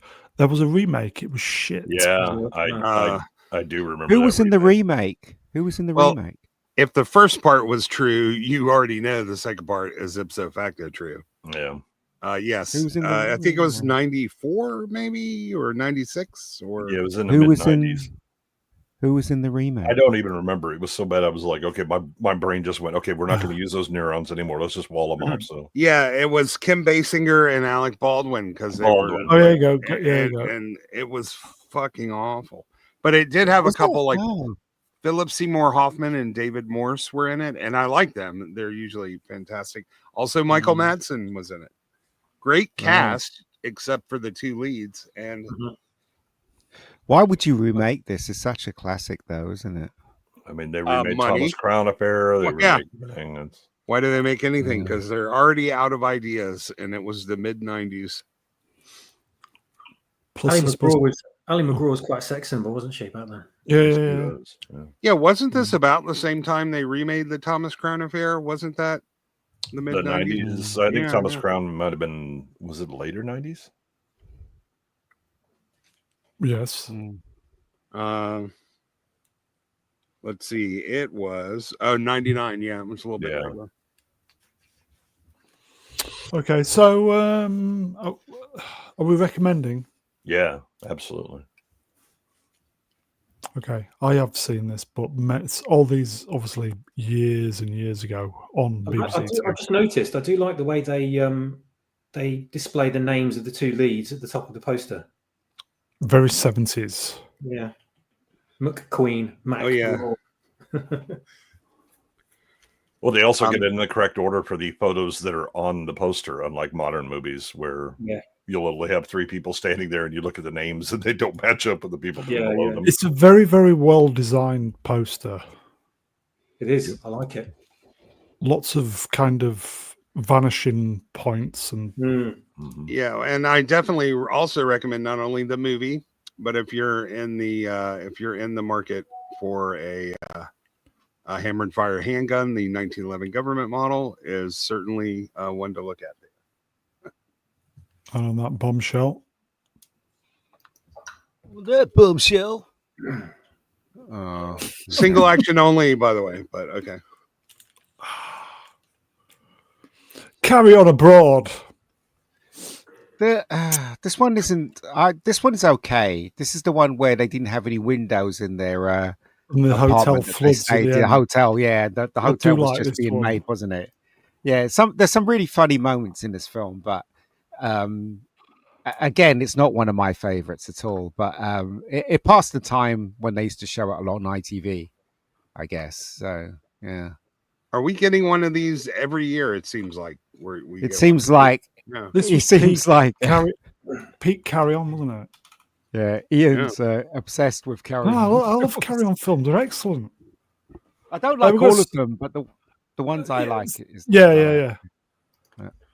Got super chat. Dutch Gradient, $5. Thank you, my friend. TTCA remake was far superior to the original. In the original, Crown was a sociopath, not caring if innocents got hurt in his stunts.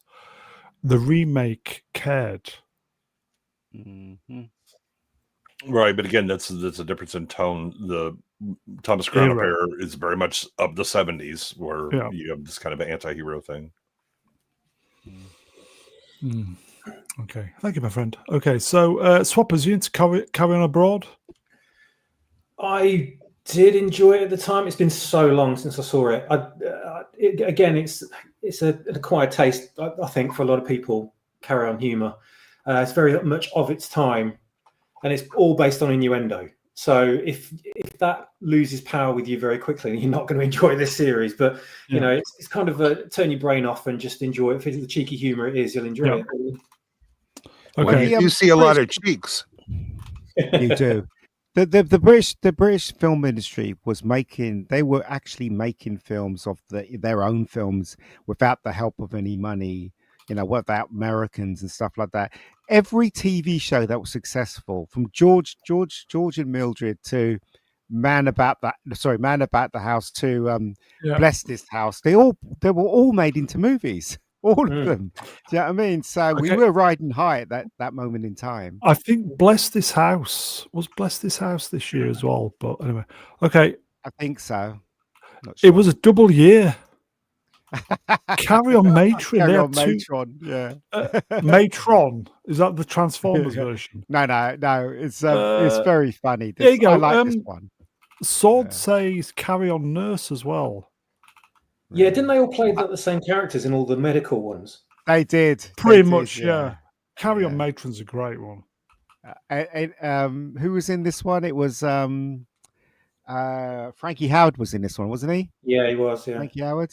Yeah. Is this where they rob? Is this the one where they rob the hospital for contraceptive pills? I can't remember. I think it is. I know. Kenneth Cope was in it, wasn't he? He was one of the people that wanted to rob the hospital. Oh, okay, his name's Kenneth Cope. Bernard Bresslaw. Yeah, just read process there. Yeah, just read it. Yeah, it's a funny film. This one's quite funny. Yeah. If American friends should check them out.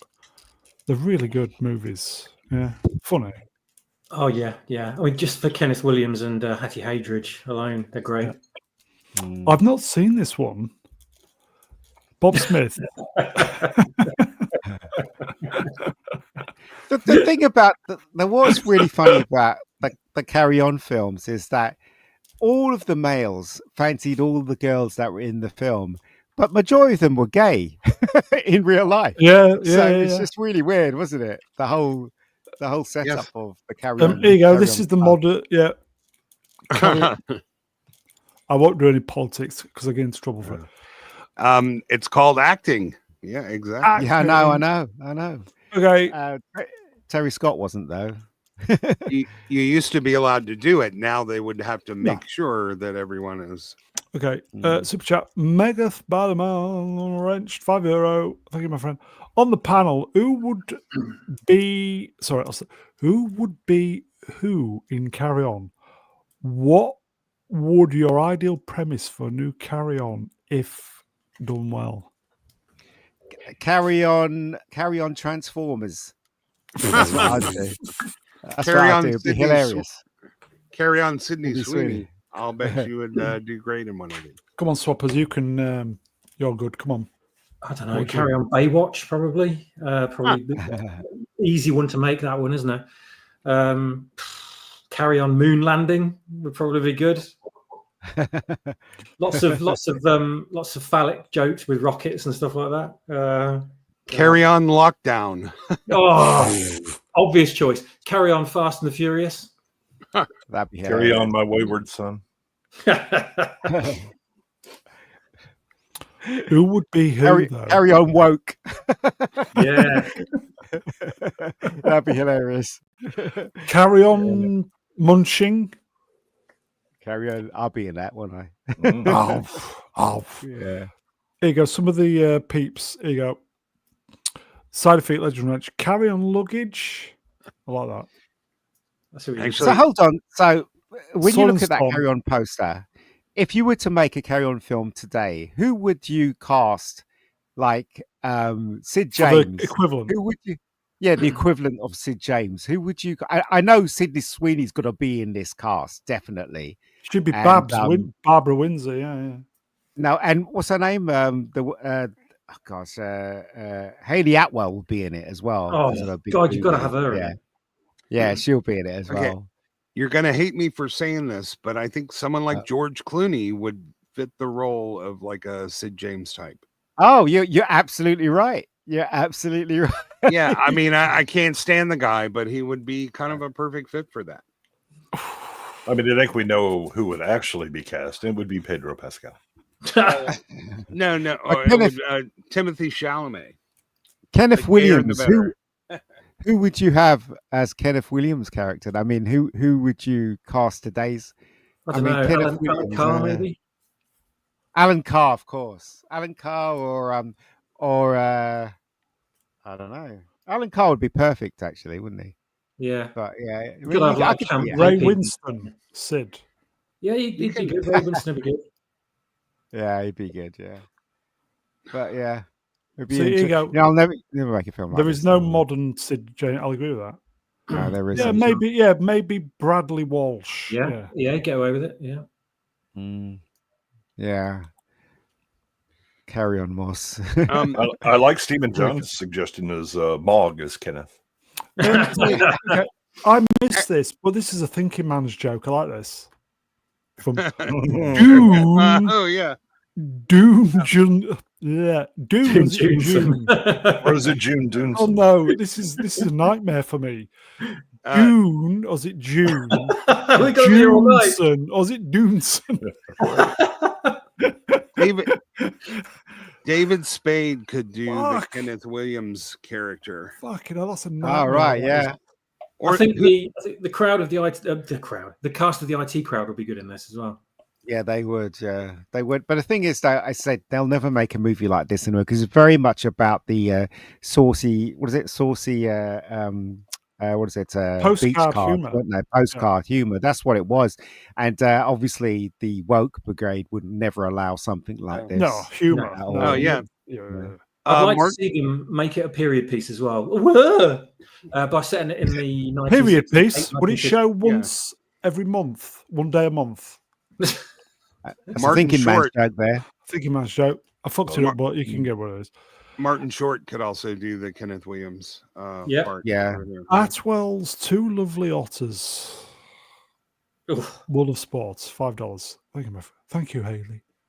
Carry on Atwell. Yes, good choice. Oh God, I'd love to see that. It's interesting because it's obvious that they kept using the same cast all the time for Carry On. And it's obvious that they wrote it for those characters, for Yeah. those actors. Them So playing it was- themselves as well. Yeah, consistently funny. It was always consistently funny. So, yeah. Here you go. I like this. Mud crab wrenched. Carry on, moving on. Yes, okay. We get the point. Okay. Next. I love this film. This is one of my favorite What's up, films Doc? of all time. Really? This film made me cry with laughter when I saw it when I was a kid, and it still makes me laugh even today. What? I don't think I've seen this. Is it worth watching? Is it like a sort of a naked Yeah, gun it's fun. slapstick type movie? No, it's not. It's not like Naked Gun. Basically, it's a slapstick. What you call it? Funny kind of. It has a bit of romance in there as well, but the humor is so. It's so. I can't know how to describe the humor. It's so hit. It hits you with every moment. Yeah. There's something that's really funny in the background or in the foreground, or all the characters are just crazy. I That think chase this at is- the ending was really It's- funny. This This is a is movie a- where there's the scene with the piano and there's something funny going on. Yeah. I can't remember the scene. You know what I'm talking about, though, right? Yeah, it's a No, not in this farcical one. comedy. Yeah, It's a this used to be on. farcical comedy. Yeah, this used to be on BBC One. Now, do you know the joke that made me cry with laughter when I first saw it? There's these two. So basically, they're being chased, right? And there's these two people carrying this huge glass that they were meant to put in a shop. So as the cars are driving past, these two guys are just moving out the way of the fast driving cars, and then they miss the last one, and they breathe a sigh of relief. But the guy that's hanging the flag, he actually slips, and he swings and he smashes into the glass. After all that, you just got to watch the film to make it's so funny. The film is hilarious. Yeah, they're taking a piss on the trope, and the guys they keep I've saved it. Oh, I got, and they're always kind of I'm so glad I saved it, and then of course it's some sort of subversion that breaks it. The bit, sorry, go ahead, go on. I think we used to. It's not really slapstick. We used to call these screwball comedies. Yes, a little bit of screwball farcical comedy. and fast paced. Yeah, but not like the airplane style of humor. No, it's like. Yeah, I think a mix of like the Pink Let Ian Panther speak. and no. I've just let them speak as well. I just love this film. This film is so funny. If you've not seen it, I recommend it. The bit in the court scene at the ending of the climax was so. When I was a kid, I was literally crying with laughter, and I kid you not. Ryan O'Neill's hilariously funny. Barbara Streisand is quite sexy in this film, actually. Yeah, sure. And all the other cast members are funny as well in there. I just think it's a great movie. It's a shame they don't make movies like this anymore. That's all I can say. I will get on the case of this film then, because I feel like I'm missing out here. Sorry, Emperor, we cut you off because Ian was in full flow of being happy. Sorry. Oh well, those are rare moments. We need to enjoy them while we can. Yeah. No, I think the comedic style is like if you've ever seen It's a Mad World. That and the later Pink Panther movies are kind of take those and mix them together. Excellent. There you go. That's some great. Hello, mate. Wrenched. My doctor says I'm Streisand intolerance. There's this bit in it where here we go. Ryan O'Neill's hotel room gets burnt, and I'm not going to explain how, but it gets burnt, and the manager tells him he has to leave the hotel, but he goes upstairs. One of the floors is not made up, so it's all kind of all workspace, and he just sits there, and there's a piano, and he sees the piano, and he pulls the cloth off the piano, and Barbara Streisand's underneath the cloth, and she's just lying there. Oh my God, she looked gorgeous. What can I say? Yeah. Yeah. This was back when she had a sense of humor. Yeah, that was a funny movie, man. Atom Gray, Wrenched. Can't stand her. I bet you any money you'll stand in this film. If you have not seen this film, yeah, you would really like her. I thought she was hilarious. She's very young in this, isn't she? Yeah, she is. Yeah. Yeah, quite.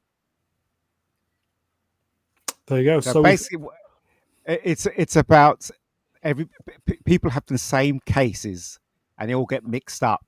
One case has jewelry in it, and one case has rocks in it, and everybody has the same case, so they all get mixed up and stuff like that, and then silliness ensues, and yeah, it's very funny. Okay, it's taken us nearly 5 years, but we finally found something that Ian likes. No, I've liked loads of films. I love this film. This film is hilarious. Okay, so that's What's Up, Doc? What's Up, Doc? Recommended by Muncher. Joe Kidd, yes, a good one as well.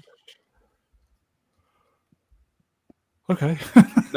Not the most famous of Eastwood's westerns, but still a great movie. Mm-hmm. Is this the one where he was hanged and he was still alive? And that was Hang 'em High. Sorry, yeah. Hence the name. Yeah, this is where I think like the government tries to take over their land, and all of the ranchers get together and try to stop. Like Robert Duvall's the bad guy. Were they Jolly Ranchers? Not so much. I cut you off then. Sorry. You were in flow. Sorry, mate. No, it's a bunch of ranchers are getting together to try to stop Robert Duvall from taking over all of their property, I think. And then Eastwood is sort of like doesn't want to get involved, but then they piss him off, and so he gets involved. Like they stole a horse or something. I don't know. You know, the plots of these aren't typically all that complicated. but it's a fun movie. It's not, one of his best, but I think if you like westerns, it's still worth watching. It's way better than anything they made recently. Certainly is. Bob Smith, 9866 French. Mr. Brown asked me, you need to do a Wednesday show just on Eastwood work. Might need a couple of Wednesdays to do that. Gavin Blackburn, Mr. Brown, me, Reg Bower. That was funny. Thank you. It wasn't. I know I've seen this, but again, I can't remember it. Yeah, It doesn't stand out like the other Clint Eastwood stuff. A lot of westerns can sort of, in your memory, that can sort of blend together. There's nothing particularly I remember about this that would make it stand out, except his hat. He wore like the coolest fucking straight brimmed black cowboy hat in this, and Robert Duvall, awesome as usual. But there's something about Clint Eastwood though, when he took over John Wayne, obviously.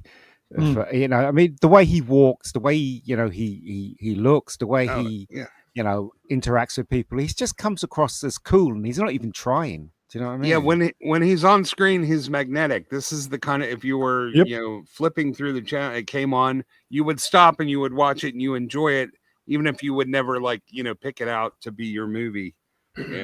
Eastwood definitely has that kind of screen presence. Yeah, and he was kind of shifting in presence, because Hang 'em High you can tell it's heading towards more of the modern style of westerns, but it isn't quite there yet. So it has kind of one foot in the 50s and 60s, and one in the in the spaghetti and 70s stuff. This one seem to recalls more spaghetti style, that modern western that you get, where there may not actually be any good guys, but they're least worst, people, and that's kind of how it plays out. And then you get the excellent spaghetti westerns, and I think that it really kind of peaks out with Outlaw Josie Wales.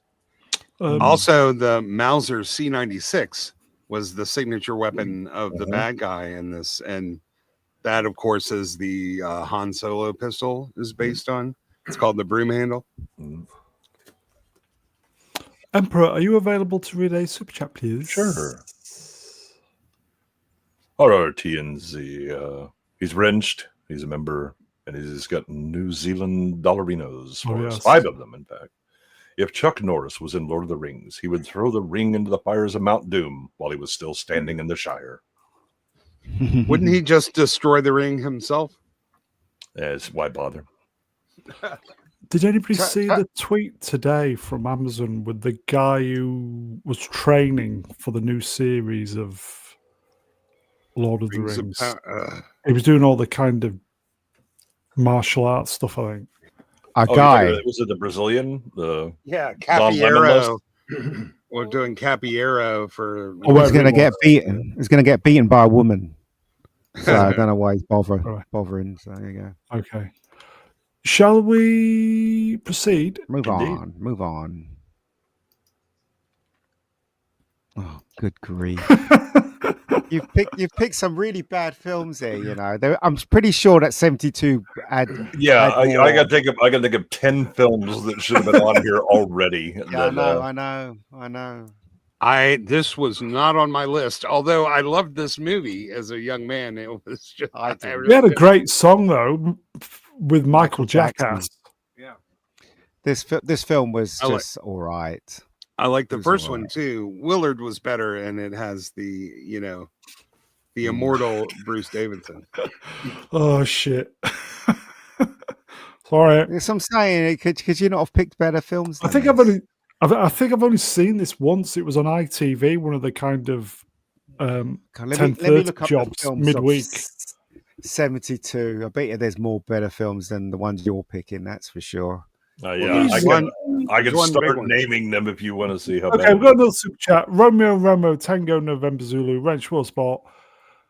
5 New Zealand dollars. Thank you, my friend. If Chuck Norris was in The Good, The Bad, and The Man with No Name. Sorry, I'll start again.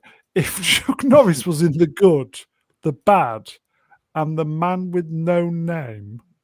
Yeah, I think he ran out of space. So what he's trying to say is, if he was in the good, the bad, and the ugly, Run away crying. The villains would shoot themselves and save time and suffering. yeah, Correct.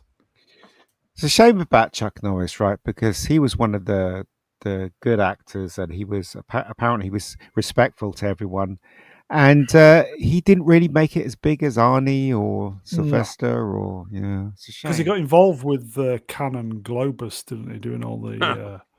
Well, Hollywood wasn't offering him anything, so he had Yeah. no choice. Okay, so we're not bothered about Ben. Nope. the poop side down adventure. I like this film. Oh, it's a great movie.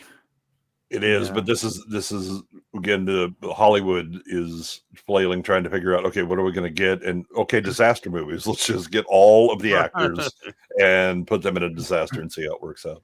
But this is another film that ends. Well, has that's a good ending. okay. Oh, no. Yeah. Isn't that what they're doing with Doomsday? That's a thinking man's joke. The Poseidon Adventure was it Irwin Allen? It And was. he made a lot of disaster movies, didn't he? This was a good idea, a boat turning upside down, and the effects were really good for its time Yeah, as well. So Yeah.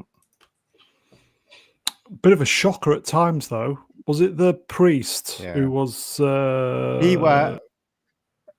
Gene Hackman was the Gene was, Hackman. was the pastor. Yeah, Yeah. and It just wasn't it Spoilers. Shirley? What's her name? Shelley Winters Winters. was the Yeah. lifeguard that has the heart attack. Yeah. Yeah, Yeah. the scene Yeah, of her famous swimming scene. underwater was burned into my Yeah. brain for years. Yeah, What it's was on at and they Christmas on BBC? no, they remade was? it with Kurt Russell, didn't they? They remade it, Kurt Russell. So yeah, I mean the effects were slightly better in the remake, but this one always, because like you'd watch this at Christmas, right? They'd have this Yep. as one of the On top BBC, films on Christmas Day. I think the first time they showed it, I think it might have been on Christmas Day. I'm not sure, but Yep. it was one of the highlights, wasn't it, of Christmas Day? In those And then days, right? There was no VHSs, so when they said they had a top film for Christmas Day, You were watched like, it. you watched it. You had to Yeah. watch it. Yeah. Well, then the sequel had Michael Caine, right? No, And beyond Telly, the, and Telly Savalas as well. Yeah. So it was Oh, and double this had feature. Nancy Drew in it, Pamela Sue Martin, who They Oh, did, yes. yeah. back in the Yeah. day, yeah. Do you know, solid one. if this was on TV over Christmas, I think I'd sit down and watch this. Yeah, I mean, it's a good movie. Do you remember the days when they used to have the lineup for Christmas, and then you'd Yep. see like they'll have a Bond film on ITV, and they'll have something like this on BBC One. It was like great days, wasn't it? It was like, this is fantastic. I'm going to see days. a Bond film and also something on BBC One.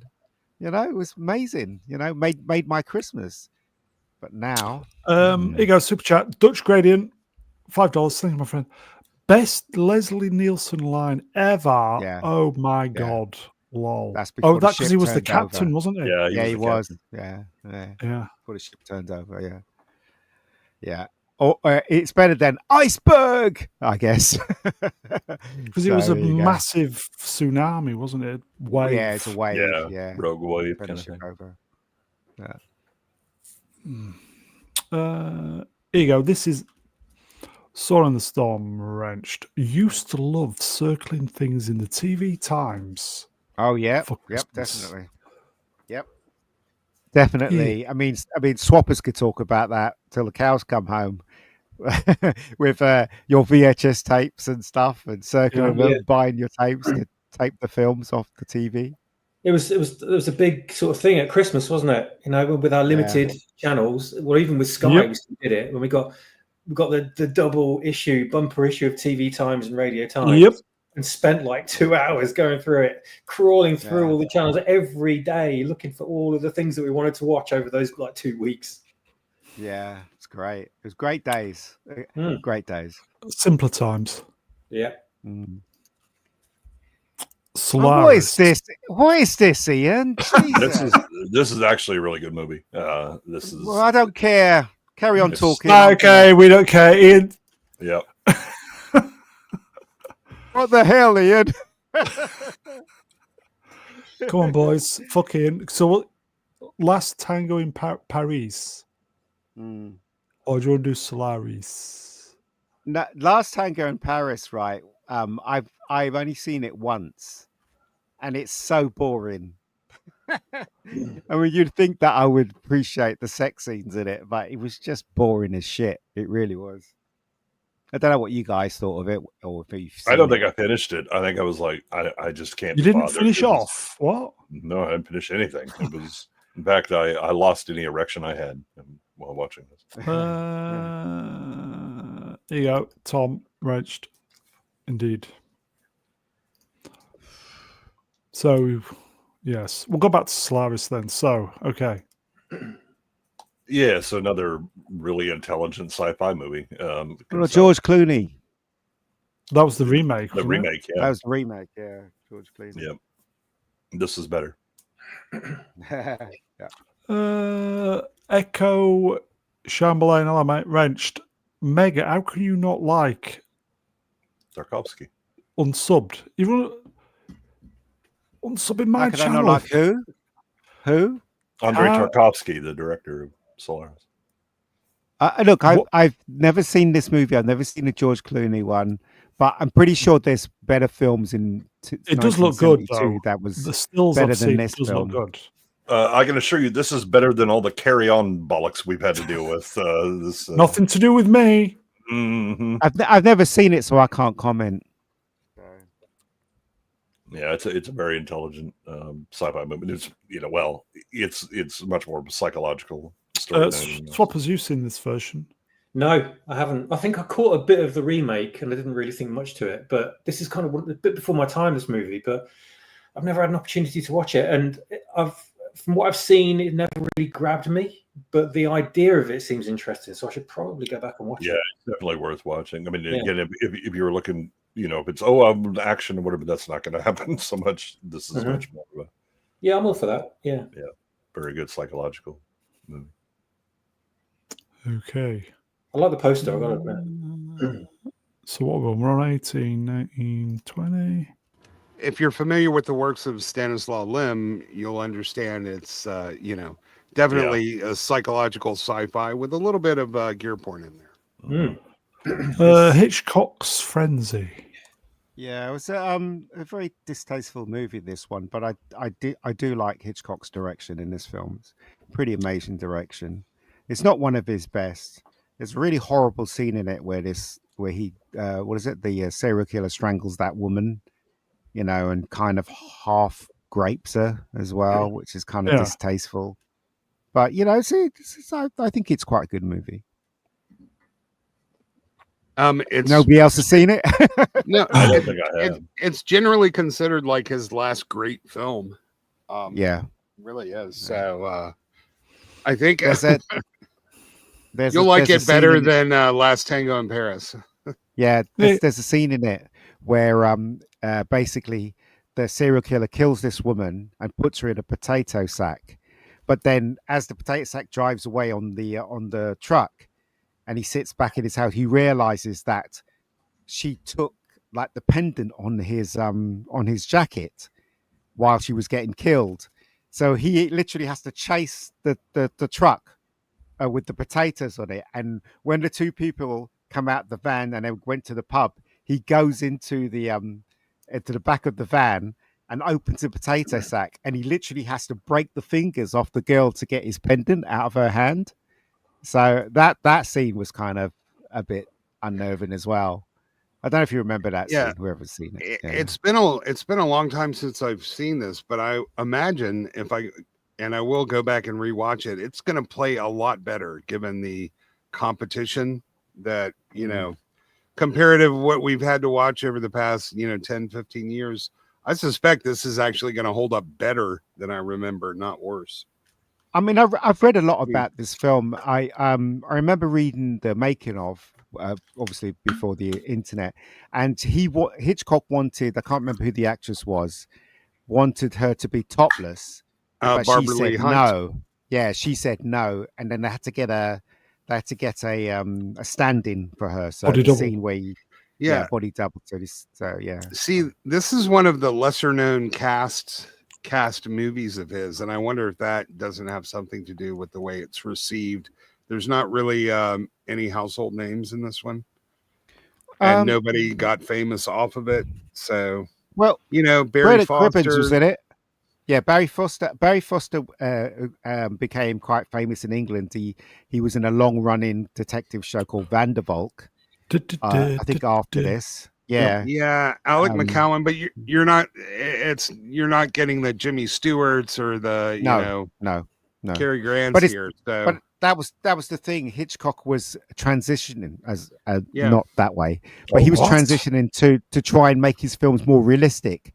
That's why he decided to shoot Frenzy in England. It was based on a book rather than it being Hollywood. It's like when he decided to do Psycho and have it black and white, because there were color films at the time, but he decided he's always up for doing something that's different and not something he's done in the past. And Frenzy was the last good film, I guess, he did before he died. And Family Billy Plot was the Whitelaw last film he did. Yeah. Billy Whitelaw was very cute. So yeah. So there you go. So when we were doing Last Tango in Paris, I didn't realize my mic was muted, and so you missed all of the butter jokes, which is probably for the best. No, I think the chat were doing them anyway. So, okay. Next, Cabaret. Is Life a Cabaret? I've not seen this. Really? Is it good? Even I've seen this. Yeah, Is I mean, it it's historical. Yeah, it's certainly one that for musicals that everybody kind of have to point out. Yeah, if you're a film buff, you have to address it, even if you didn't like it. It's not really my thing, but I recognize the significance of it, and it is extremely well made. So there are plenty of movies like that. Chicago, all that jazz. I actually quite liked, but it's a Bob Fosse movie, and so you know what you're going to get. Is this true? More George's Rex lynched. More. I mean, it does have show tunes, so yeah. Wasn't this his first big? Was this his first big movie, Bob Fosse? I think so. Yeah, this isn't really in our wheelhouse over here at the Mr. Brown Alliance, but I'm sure there's some. There's something in this that will appeal to people. Was this a hit? Oh, this is a very successful movie. Yeah. Okay. There's dancers. Top 10 lists. It's in practically every top 10 list of 72. Yeah, there's dancers. There's skimpy costumes. I'm sure there's some butter in here somewhere. You can make it work. Swappers, Okay, is this your bag? Yeah, I know. Stream collect. Absolutely not. No, it couldn't be further away, to be honest with you. I've never seen anything about this film that's ever made me want to see it. Maybe I'm missing something. I don't know, but it's Liza Minnelli. I'm kind of allergic to Liza Minnelli. In fact, she made it hard to enjoy Arthur, which is a fantastic movie. But I just don't like her, man. I'm allergic. Yeah. She was like a Karen before we knew what Karens were. Gap After Dark, nice pussy. Mr. Brown, I'm curious, have we heard from the entire panel? In what way? I mean, the entire panel was definitely not consulted about putting together the list of movies that we were going to have for 1972. And on that bombshell, I sent some suggestions, but I had no control. I copied a couple off the list. Yeah. I said. Yeah. I wanted to make sure you didn't miss this one like last week. Yeah. The Godfather. Yeah, this movie's all right. I believe people have seen it. It gets decent reviews. It's not as good as the Miami Vice remake, but Yeah, but I mean, it's an earlier time. This film is a masterpiece. It really is. Although I do think Goodfellas is the best gangster movie ever made, but this comes a close second. I know a lot of people say this one is, but I still think Goodfellas just pip it at the post. But this film is amazing. Great photography, great performances. I wasn't bored It's like 3 hours long. Wasn't bored any moment in this film. It's an achievement. It deserved all the Oscars it won, and it deserved all the praise that it got. Yeah, it's kind of like the Godfather 2 of Godfather movies. It is, yeah. I mean, this is what an example of this is the age-old debate about which one is better, the original or Godfather 2, and it's hard to choose. But that's just how good those two movies were. Shame about the third one. Yeah. I forgot Way of the Dragon. Sorry. Sorry.